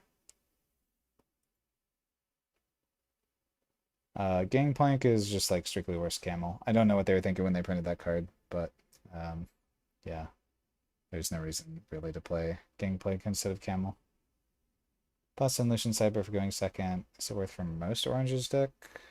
Well, no, that worked out well for my set deck, but the only reason I did it in this deck is like I just didn't really feel like there was that much I needed out of my sideboard. I didn't really feel like I was losing much, so just being able to upgrade into having like one of the better turn one plays really helped a lot. It also facilitated the game plan with Valley of Idols, so it wasn't just set or wasn't just wanting the access to Lucians, but also being able to like Lucian into a battlefield, immediately drop a Fiora or my chosen champion, and then retreat out, and then be able to pressure both battlefields with like a Vi or a Rengar potentially coming out next turn, right? So it was a little bit more than just like Lucian good turn one. Um, it was a very synergistic thing that came to this conclusion. Um, yeah, I appreciate it. Yeah, we got a couple of Prime subs. Thanks for Wizroar and Hitbox for the Prime. That means a lot. Appreciate all the support that y'all give us. Wouldn't be able to do what I do without all of y'all. So, what variation of Akali am I leaning towards? I'll just say as a general philosophy for what I like to do in the game of Riftbound is that I never want to feel like I'm putting myself in a position where if I fall behind on points, then I just lose the game. I want to at least have some sort of ability to hold, and my deck lists have kind of been built around that idea, right? So that's why with a lot of these like Akali decks, you'll see me going a little bit heavier on the top end, where I'm playing cards like Ferris Forerunner and Vile Maw, um, even though they aren't necessarily like the best things and a vacuum because they're very expensive and they get star-crossed, so you like need defies and stuff like that. And I even had a crumbling stance in here potentially is additional potential protection. I like the idea of a deck that's able to hold is just kind of what I'm used to with set, right? So, and obviously there are decks that are built around that, like Vex, but I don't really like Vex as a deck because it just plays so much nonsense in that deck. And while it's built only to hold, right? The reason I liked the set deck is that it's one that was able to be aggressive and just score points and then like retreat out with like showstoppers and first mates. Or it could like just build up a wall with like a set kingpin with a bunch of buffs and stuff like that. So for my personal playstyle, I'm trying to find something that reminds me of that. And that's why I've been kind of on like Akali and Diana as decks that are kind of able to do a little bit of both. Same with Aurelia as a deck that's powerful enough to do a little bit of both. So that's just kind of where I'm at with those. Not to necessarily say that there's anything wrong with playing in other ways. It's just what my personal preference of playstyle is. Um, yeah, glad to hear it, Nightbox. We're trying to give as much content as I can. So I think that Riftbound is a very difficult game. We're trying to put out as much content to help people transition to it. You have to think about this game very differently. A lot of it is about point tempo and understanding that, when you're ahead on points, how you can continue your advantage and being able to prep for future turns a lot of the times, right?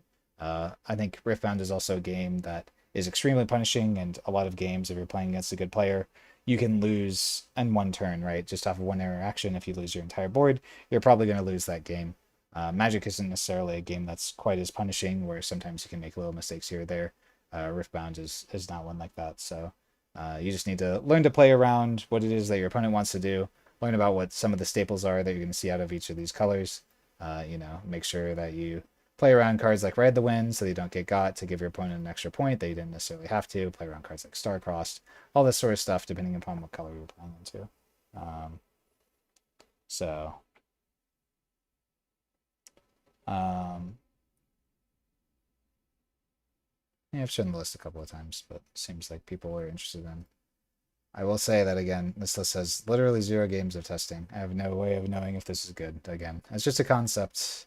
Play a Heron, play a Falling Star, hide a Zanya's, and you can flip the lasagnas.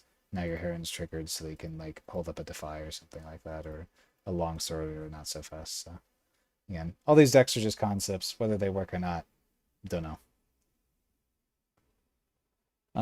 When you miss a 2-drop going first, do you feel you just get behind too much? I would say it depends on the deck, and that's part of the reason why I don't like aggressive strategies. Is that they do rely on you kind of curving out like that.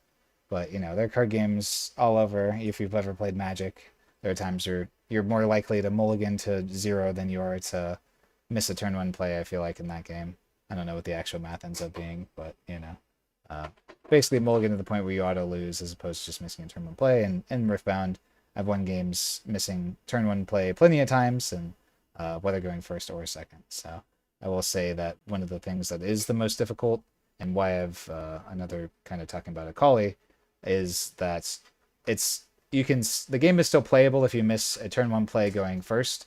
The game is pretty unplayable if you miss a turn 1 play going second and your opponent did have a turn 1 play. So for most of these decks, I facilitate that by having additional plays going second, i.e., going back to my set deck, right, where I only have the was it on 7, or I was eventually on 8 turn 1 plays between Pookie, Cythria, and Feyfolk. But even if I missed those, then I also had 3 arena bars and 3 first mates as going second. So I had 8 going first and 14 going second, which gave me like a 98% chance or something like that to have a turn 1 play going second. Not that you would know that knowing watching my top 4 matches against Squirtle, right? So yeah, that's just a part of it. So the Diana list is not updated, so we have better lists in the Discord. This one's like it's literally 2 months ago. I haven't updated with anything. So it's one that I'll be working on. I would say hit me up next week. Maybe I'll have played some more Diana by then. As it is something that I want to try. Yeah, Kha'Zix is very good. So I know we have the best of Kha'Zix in our Discord, being Zane, and Jun is also a friend of ours. So a lot of the Kha'Zix players have been a part of or affiliated with Challenger TCG. Is there sleeper decks? I'd say Riftbound is a pretty solved game with how many people play it, but we found sleeper decks kind of out of nowhere. The Lux combo deck was one that people did not expect to see, and then it just kind of popped up out of nowhere, and then Trevor was able to top 8 with it. My set deck is obviously one that only I have been able to pilot to any level of success, winning the 5 best ofs or whatever, right? So, there are people who are able to come up with all sorts of strategies. If I knew what the sleeper deck was, then or that there was a sleeper deck guaranteed, then it wouldn't be a sleeper deck. So it's kind of like a catch-22 kind of question. But in theory, anything is possible. Is really all that I'll say.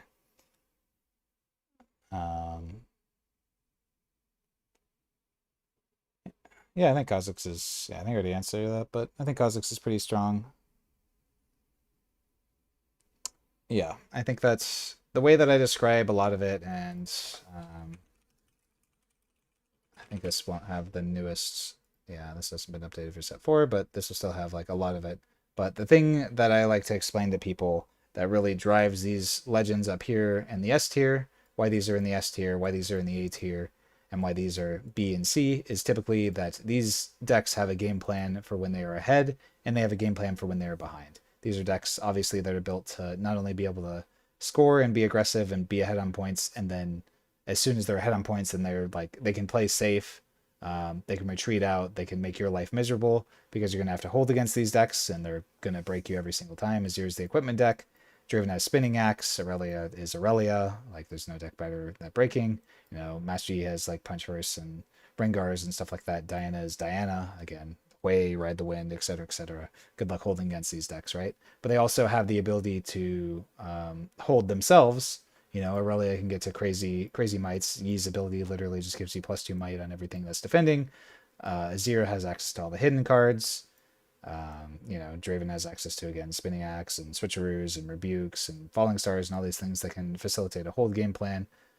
Diana, again, is Diana and complete nonsense, so don't have to tell you how Diana is able to hold the battlefield when she holds up energy for Moonfall, Starcross, Stupefy, Stack Deck for their Ravenloom student that becomes 8 might, despite being a 2 energy unit, right? So, like, that's the reason why these decks are good. It's not inherently that they have access to certain cards or anything like that, even though it is, just because purple is a broken card.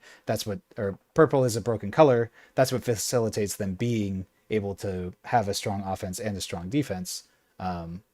It's the fact that they are kind of built in such a way that they can do both of these things. Whereas when you look down kind of at these B tier decks, we have decks like Rengar that are built only to attack and break in, and they're terrible on defense, right? You have decks like Vex that are the opposite. They're only good on defense, and they're never able to break in or, kind of catch them on points in a lot of situations, right? And that's really the thing that's kind of separating these legends down here from these legends up here. So, yeah, that's my rant on why, these decks are better than these decks, if that makes sense.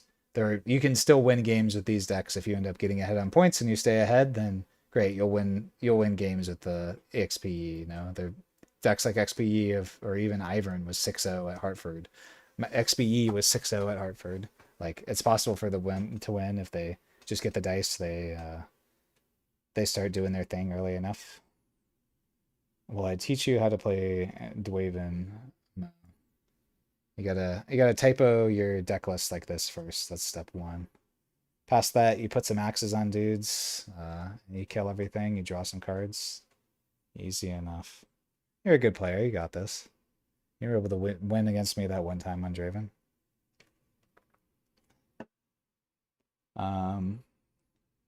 We think we'll be good at stopping Kennen Miracle popping off. Diana's been the thing that's most consistently performed well into Kennen. Yeah, so Diana.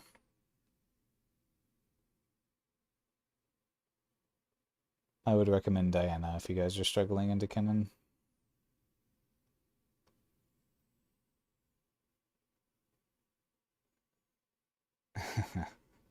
Fair enough. Hey, I beat your protege in the next tournament and won that event on a deck that sucked anyways. So. Bro's out here coin flipping on playing stack decks and or playing called shots, hitting like the 30% to hit a Nocturne, otherwise you lost the game on the spot, and saying that your deck was better. Yeah, okay. Don't see any. I don't have any Rengar deck lists. I'm just talking about the tier list that I have here. I don't have deck lists for everything. This is just my personal Piltover archive, and I haven't built decks for deck lists for ones that I'm not interested in. My Akali is the Jhin version. What does Diana lose to besides cringe Ezreal? Like Kaisa, I guess. Technically, maybe a slightly losing Master Yi win rate, according to the data here. Yeah, that's it. That's why that deck's broken. Probably the best deck. So, I guess Pike's just like another Ezreal deck, so, you know. I guess that Vancouver had a pretty bad Rengar matchup, but, yeah.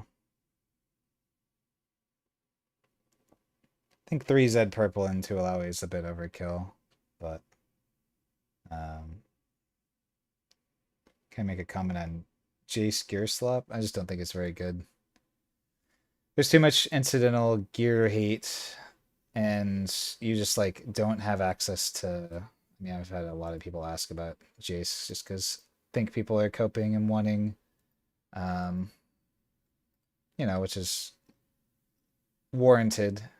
We all want Jace to be something more interesting than just like an Aurora merchant, but like what gear do we have to facilitate a gear slop strategy, even in the off chance that they don't just like play a single brittle steel and fuck us up, right? Like this is our best gear, which is just like making a 3 might mech token for what is this, 2 energy, 3 energy every turn, with our legend ability.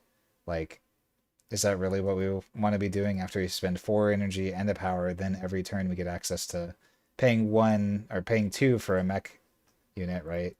You know what card also existed that did something similar, and it's on literally 0 play, is Assembly Rig. This card has not seen any play since the beginning of time, right? So the fact that like they came out with Jace built around the idea of like the only support that they gave him being a card that's just like a worse assembly rig, honestly is just like it's insulting to my intelligence. So like maybe eventually Jace will get to do something cool, but they did not give him the support that he desperately needs in order to become a real deck outside of just being an Aurora merchant. So I've shown my Akali list a few times, so you can scroll through and see. Um,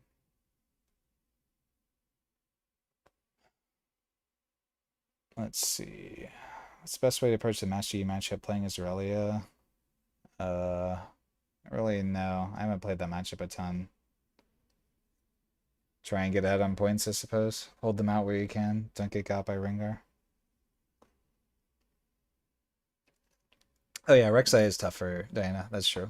Rek'Sai is another one that's like kind of a good anti-meta, and why I have Rek'Sai up here at the top of A tier is that like this is like the one deck that's actually good into the Black Pool decks, being Diana and Ezreal. Rek'Sai just like demolishes these decks, and it also can beat up on Aurelia, so it actually has like one of the more interesting purple matchup spreads. The issue is that it's kind of weak into Azir, Draven, and Master Yi being the other S tier decks. It can't really contend with those, but into pretty much everything else, Rek'Sai kind of pounds. So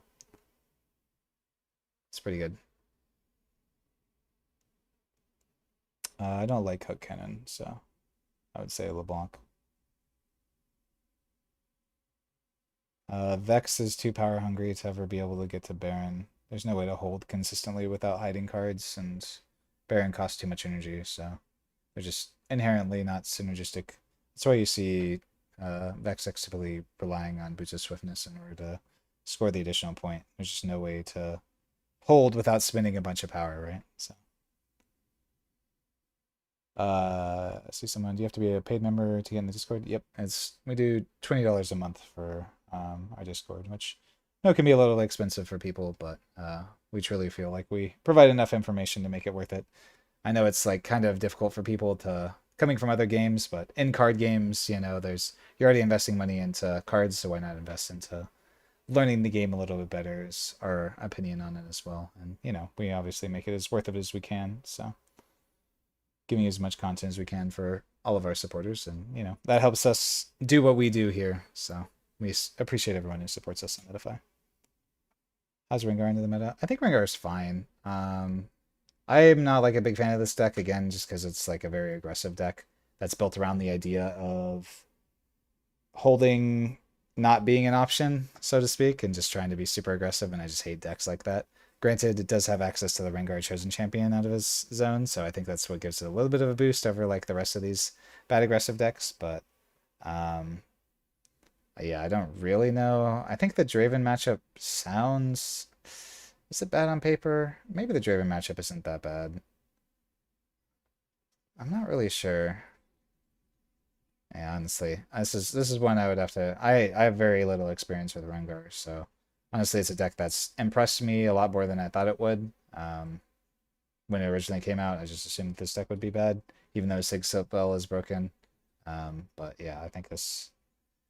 I assume that this deck would just be one that runs out of gas super quickly, but it actually ends up drawing enough cards with the Kinko Initiates and Kaisas and stuff like that a lot of the time. So if you want to link Soraya's Pike deck list, I can take a look, but do I have any medals for sale? I have a PSA 10 Aurelia, I think is the only thing that I have right now.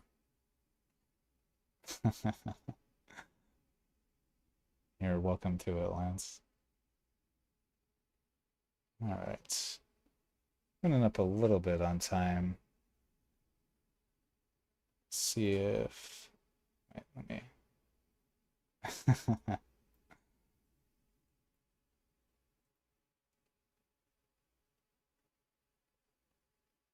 Let me just send one message real quick on Discord, and then I can get back.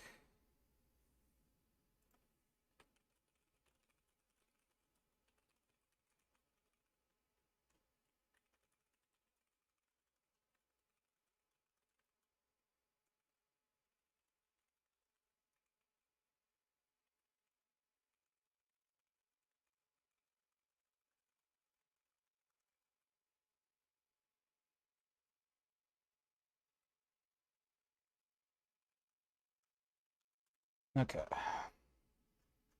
So let's send a message real quick. All right. Let me catch up on messages. Jesus, y'all got a lot to ask right now. I guess this is like right around the release time, so people are interested in Riftbound right now, and I think that's good. If you ask Sam, Ringer's main strength is that the deck can hold. I mean, I guess there are.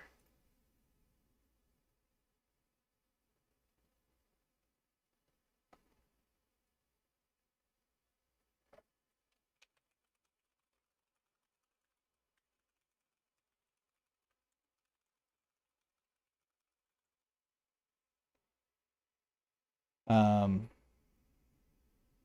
yeah, with like the Sig spell and stuff like that, and the Chosen Champion, I suppose Ringer is kind of able to hold. You also have like Punch First and stuff like that, so It's just anytime I like see a deck like that, as somebody who's experienced it with set, where you're like kind of relying on one unit not getting Starcross, it feels bad. But you still have access to Sabos and stuff like that, so I could see it being, um, yeah.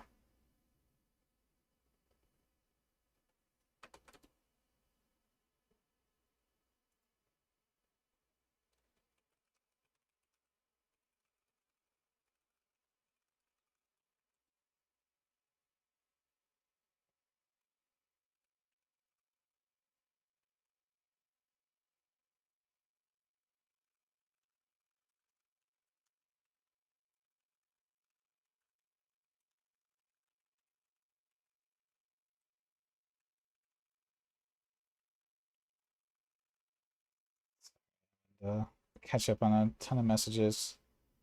There's never a second to break.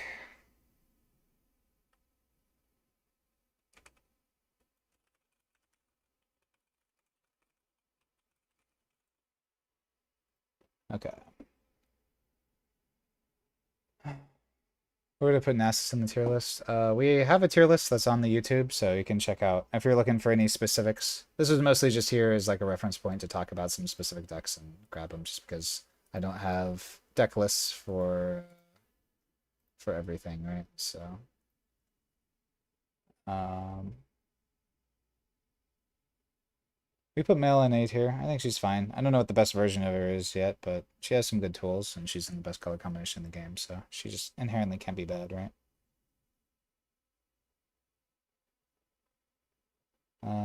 That's on Lilia moving into Vendetta. I don't think that she got anything. Well, I say that like anyone got anything. So the thing that really hurts Lilia is kind of the same as LeBlanc, right? Where the purple decks are really tough for her. When it comes to Lilia, you're inherently struggling into the idea that like, um, yeah, you're just gonna lose to um, the 4-drop Vex, and the fact that there's so many more purple decks makes it so that Lily is going to really struggle into that, right? And same as like how LeBlanc struggles into the Starcross decks. So,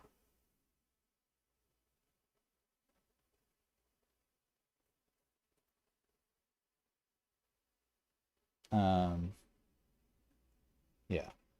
Have you seen the control saver? I have not seen the control saver. But yeah, I think Akali has been a little underwhelming too, even though she's the one I'm working on right now, just because I am a filthy metal farmer. So I don't expect Akali to top 8 in these events for what it's worth. For people who are asking me what the decks are they think will top, I think, these top 10 decks here all have pretty potential to top. And then, like, I would put also Kennen and Mel up here as well. And everything else is just kind of meh. Jace can also top. I put I think at the bottom of like A tier. Um, and then, any B tier deck can top as well. They're just less likely to do so. Um, yeah, it just depends upon what your goal is turn by turn. If you want to like just get best ofs, I think that it's better to just learn one deck and make that your thing. Um, but if you're trying to, top or potentially win an event or get your top 64 for a regional invite, then, you're going to want to play something top of the meta in order to consistently stick with. And you can go with like Diana as like a deck that's going to be around for a while for a top meta. Kennen is a deck that is going to be at the top of the meta for a while. So, yeah.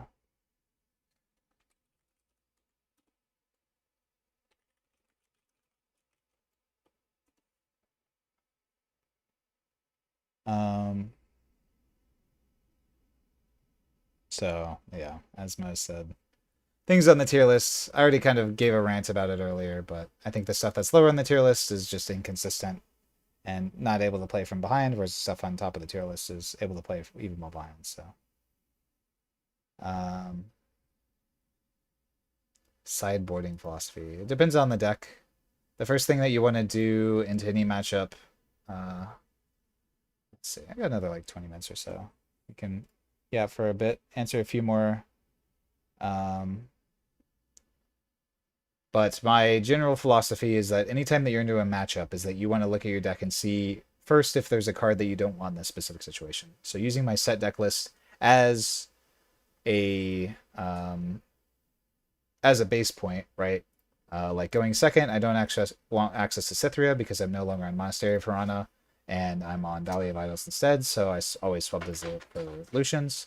And then depending upon the matchup, like also on the Valley of Idols games, I end up shaving an Arena Bar and a Call to Glory because I now have less access to repeatable buffs, and don't actually need access to them quite as much. So um,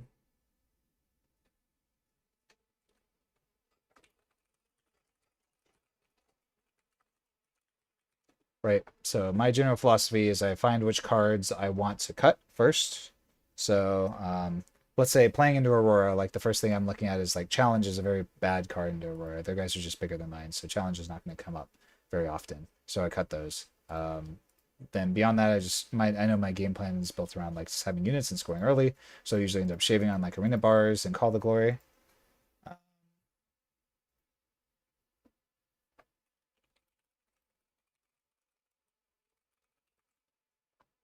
Um, and so those are the cards that get cut.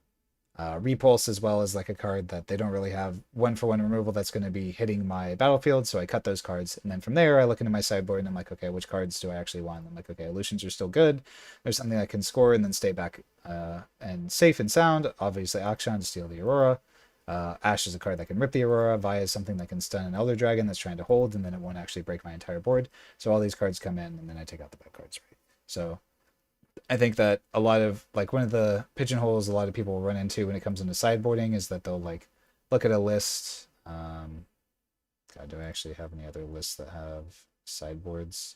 Usually don't really build sideboards for a lot of these. Maybe this Raven list does. Yeah, it does. Okay. So they'll look at their sideboard and they'll start with like, oh, these are the cards that I want in the matchup, and then they'll like end up being like, oh, I want Rebuke and Switcheroo and Last Rites and I don't know, Forerunners and Gust for a matchup, and then they just like shove all these in, and then they end up like cutting cards that actually aren't any better in the matchup. So I think that you just start with that and just understand that you're swapping cards one for one. So if I'm taking out a Switcheroo for like a Rebuke, for example, then that's just because I want this Rebuke effect more than I do Switcheroo for whatever reason. Maybe it's against Aurelia and their GA maxing, so bouncing it to hand is a lot more impactful than just killing it and then breaking a single GA because I don't have ways to deal with the Guardian Angel otherwise, right? So what do I keep playing set? It's just for the best of. It's the opposite. If I wasn't qualified, I'd be playing for something else, but I was playing set because I just kept farming the best of.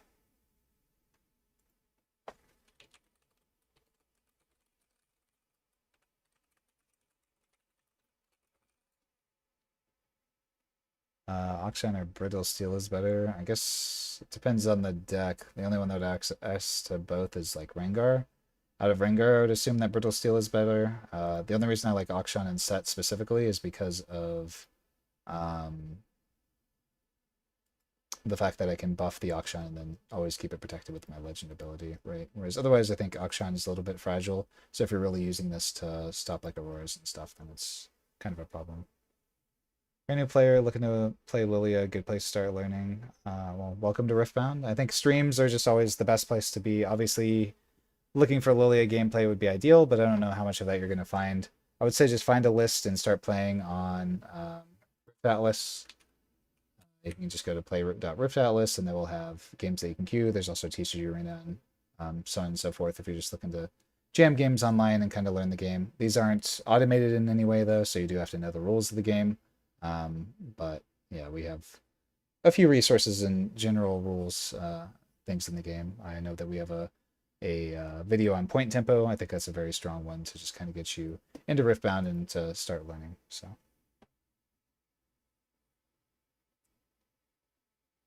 no, I was never an orange yellow merchant. I'm much deeper than just a orange yellow guy, in my personal opinion. So if you have a Rek'Sai list I can show. I personally do not, so we have some that are in the Discord for Alex, but um What do you think the big surprise placing will be at Barcelona? I have no idea. Honestly, it's a new meta, so I think that's the decks that will perform well is just whatever the good players are playing. So, um, yeah, I think I get a lot of questions as to like what decks will do well a lot of the times, and it's like realistically, it's just whatever deck like when you have players like myself and Alan and all Daniel, Anton that are just consistently able to do well at these events, like those are the decks that are going to do well is whatever they decide to play, unless they go for like a full on metal farm. But yeah, um, cool. Going for a little bit over 2 hours now, so I think I'll try and answer a few more questions here for another 10 minutes, and then probably call it as it's getting late. You can find our Zero and Rek'Sai lists in the Discord. Again, those are I'll show my list for ones that I personally have worked on, but I'm not showing my teammates' lists. Those are things that you have to ask them for in the Discord. How do you feel about Fiora? Doable? I've never liked Fiora personally. I've always been a Fiora hater just because I feel like she's a worse set. So she's doing something way too fair where all she's doing is ramping off of like using these like mediocre units and as opposed to just having like one of the best legend abilities in the game. I don't know why I would want to play Fiora um, personally, but that's like my personal thing. So I'm just a big Fiora hater as somebody who's been playing the same color combination with a much stronger legend. I think of Victor in this meta. We put him in like the retired tier, but he's probably like somewhere in. If I had to guess, he's like probably a B tier legend still. He has some good matchups, like I'm sure he'll destroy Diana, but he will absolutely fold to like Draven, and I think he has a bad Azir matchup, I want to say, and then like a pretty mediocre Master Yi matchup. So he's got some rough matchups. He's got some good matchups, so on and so forth. No one's Barcelona confirmed. God, I hope not.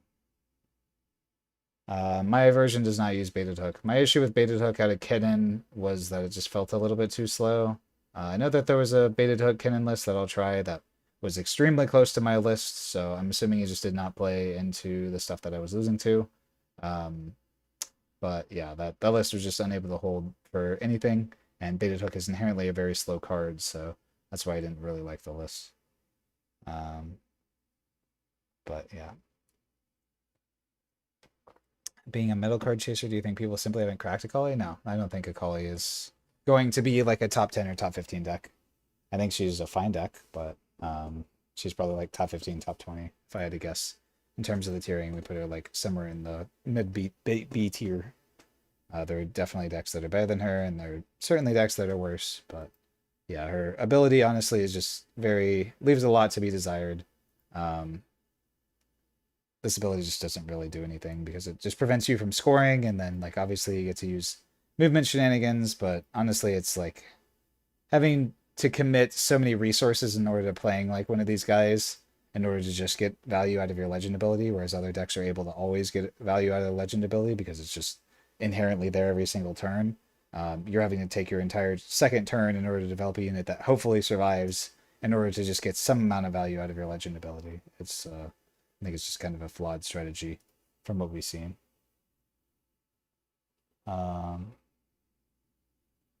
Yes, we will have updates for the LeBlanc guide for sure.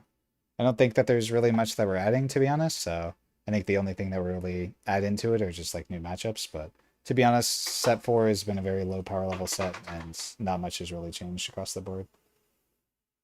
Ambessa's metal card tier. Yeah, I mean, depends upon your definition metal card tier. I've topped with. I think Ambessa is in a similar spot to Set in terms of tiering, and I've topped twice with Set. So, but yes, you're gonna have to work much harder to top with Ambessa than you are with Yi, if that's the specific questions. So, Aurora Jace, yeah, I think Aurora Jace is the only way to play Jace. So, do I think Vex got any stronger or weaker this set?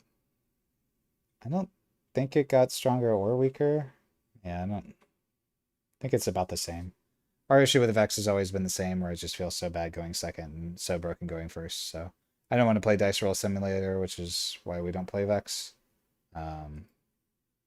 But you know, I've had like a million different variations of Vex. This list is terrible, but this is like my initial list of what I wanted to make work with Vex, and then just didn't. It never worked out. So Can you show a Aurelia list? Sure. I mean, this is just like literally as stock is. I didn't even change the sideboard. I just took a list that was good and uh, changed a couple of cards around that I liked. So yeah. The non-rotating format coming in the future, do you think I'll continue to play set there? No, not necessarily. I mean, set was the deck that fit my playstyle the most, but I am a very versatile player and I can play kind of anything. So I'll play whatever I think is the best for me and my brand, to be honest. So up until this point, it's been set, but now that set's kind of retired, I'll find something else. It's fine. Would I put set in if it wasn't retired? I think I talked about it, but there's not really much that's going in it. This tier list doesn't have any of the set 4 ones because this website just didn't update for set 4, so none of the images are here. But if you want to see our tier list, it's on the YouTube channel. So we have a video that came out last Friday that is our tier list and popped off. So no Akali. I would probably sideboard the Akalis. I don't think I would main them personally, but maybe I'm wrong on that one. That's just where I've been at currently. I still have a lot of Aurelia testing to be doing if I want to play her. Like I said, right now I'm between Aurelia, Diana, and Akali, so you will see me playing one of those decks at the RQs. I would help. Why don't I have Renekton in tier list? Same reason. None of the tier 4 or the set 4 legends are in that specific tier list, but they are in the real tier list if you go to the YouTube video. Do Tentacles help Vex? No. They don't particularly help with holding, so. I am a big Alawi fan, so that's my main in League of Legends, so maybe I'll give her a shot. But yeah, I think that's really about it. I mean, there are tons of them that I'm excited to see just for them to maybe be able to have like other iconic characters like Seraphine and Evelyn and stuff that people will be excited to open packs of and get, as opposed to, it just being all Ari all the time. So that's why I was excited for Akali this set, is people seem to really like her. So yeah, just anything for the collector's market so that we don't have to be a game that is only about printing Aris. I don't know how good this Nasus list was. I think yeah, this was bad, but you probably need the claws card or whatever it is in this deck. There's some random stuff I was trying, so.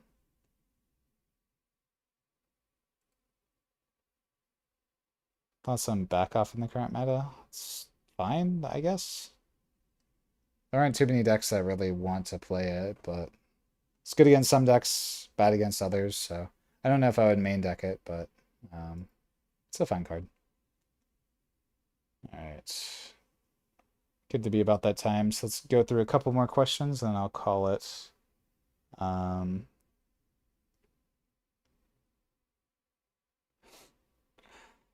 What do you think about Find Your Center Aurelia? Is it the best way to play her? I don't like Find Your Center Aurelia because it just takes too much time off to start facilitating your game plan. So you'll see that all of my decks are, again, super stock. Play the Gears, play the Tide Turners and Scuttle Crabs to score points earlier. Eventually ride your Celicorn Herder and Aurelia. Like, there's no reason to reinvent the wheel. The strategy just works into the vast majority of decks. And you'll struggle into a couple of things, but I don't think Find Your Center really helps any of the things that does. Do I think Kali has legs without Kaisa? All of my Kali lists don't have Kaisa in them, so here's a stock. This is like a stock list. You can cut the Vile Moz for. I don't remember what I was playing before actually. Maybe like a third Poro, Charm, Longsword, maybe an extra Forerunner and Darius. I think maybe that's what it was. It's just these were Forerunner and Darius, and it was basically the same. Because these are pretty untested and pretty bad into purple decks right now. So I don't. Did I build an Aurora Jace list here? No, sure. It's nothing special. Play removal spells, play Aurora, play Dragon. Call it a day.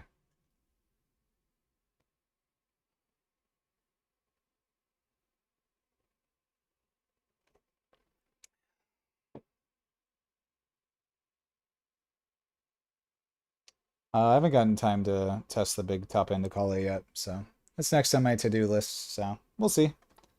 maybe next Monday, when you guys will see me, I'll be able to answer that question a little bit better. But yeah, I think that's most of what I've seen for unique questions at this point. So a lot of it I've answered. We will be updating the LeBlanc guide, but it probably will only just be a couple of matchups because the deck hasn't changed at all. Um,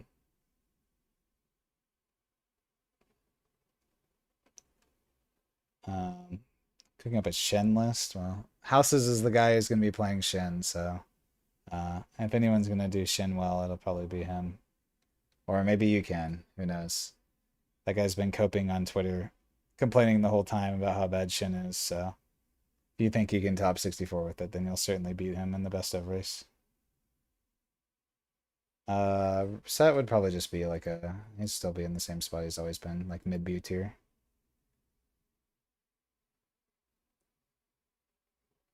Debating a Akali for the Showdown Series event in Milwaukee to get the middle Akali. Yeah, I mean, I think that's I I still have a lot of Akali testing to do, so I don't know what the exact list will be. I mean, I would say this was the list that did like the best when it was just not Vial there's no Vial or the Crumbling Sands or the Zanyas, and I think I maybe had the third Poro in here, and then the Darius and an extra Forerunner.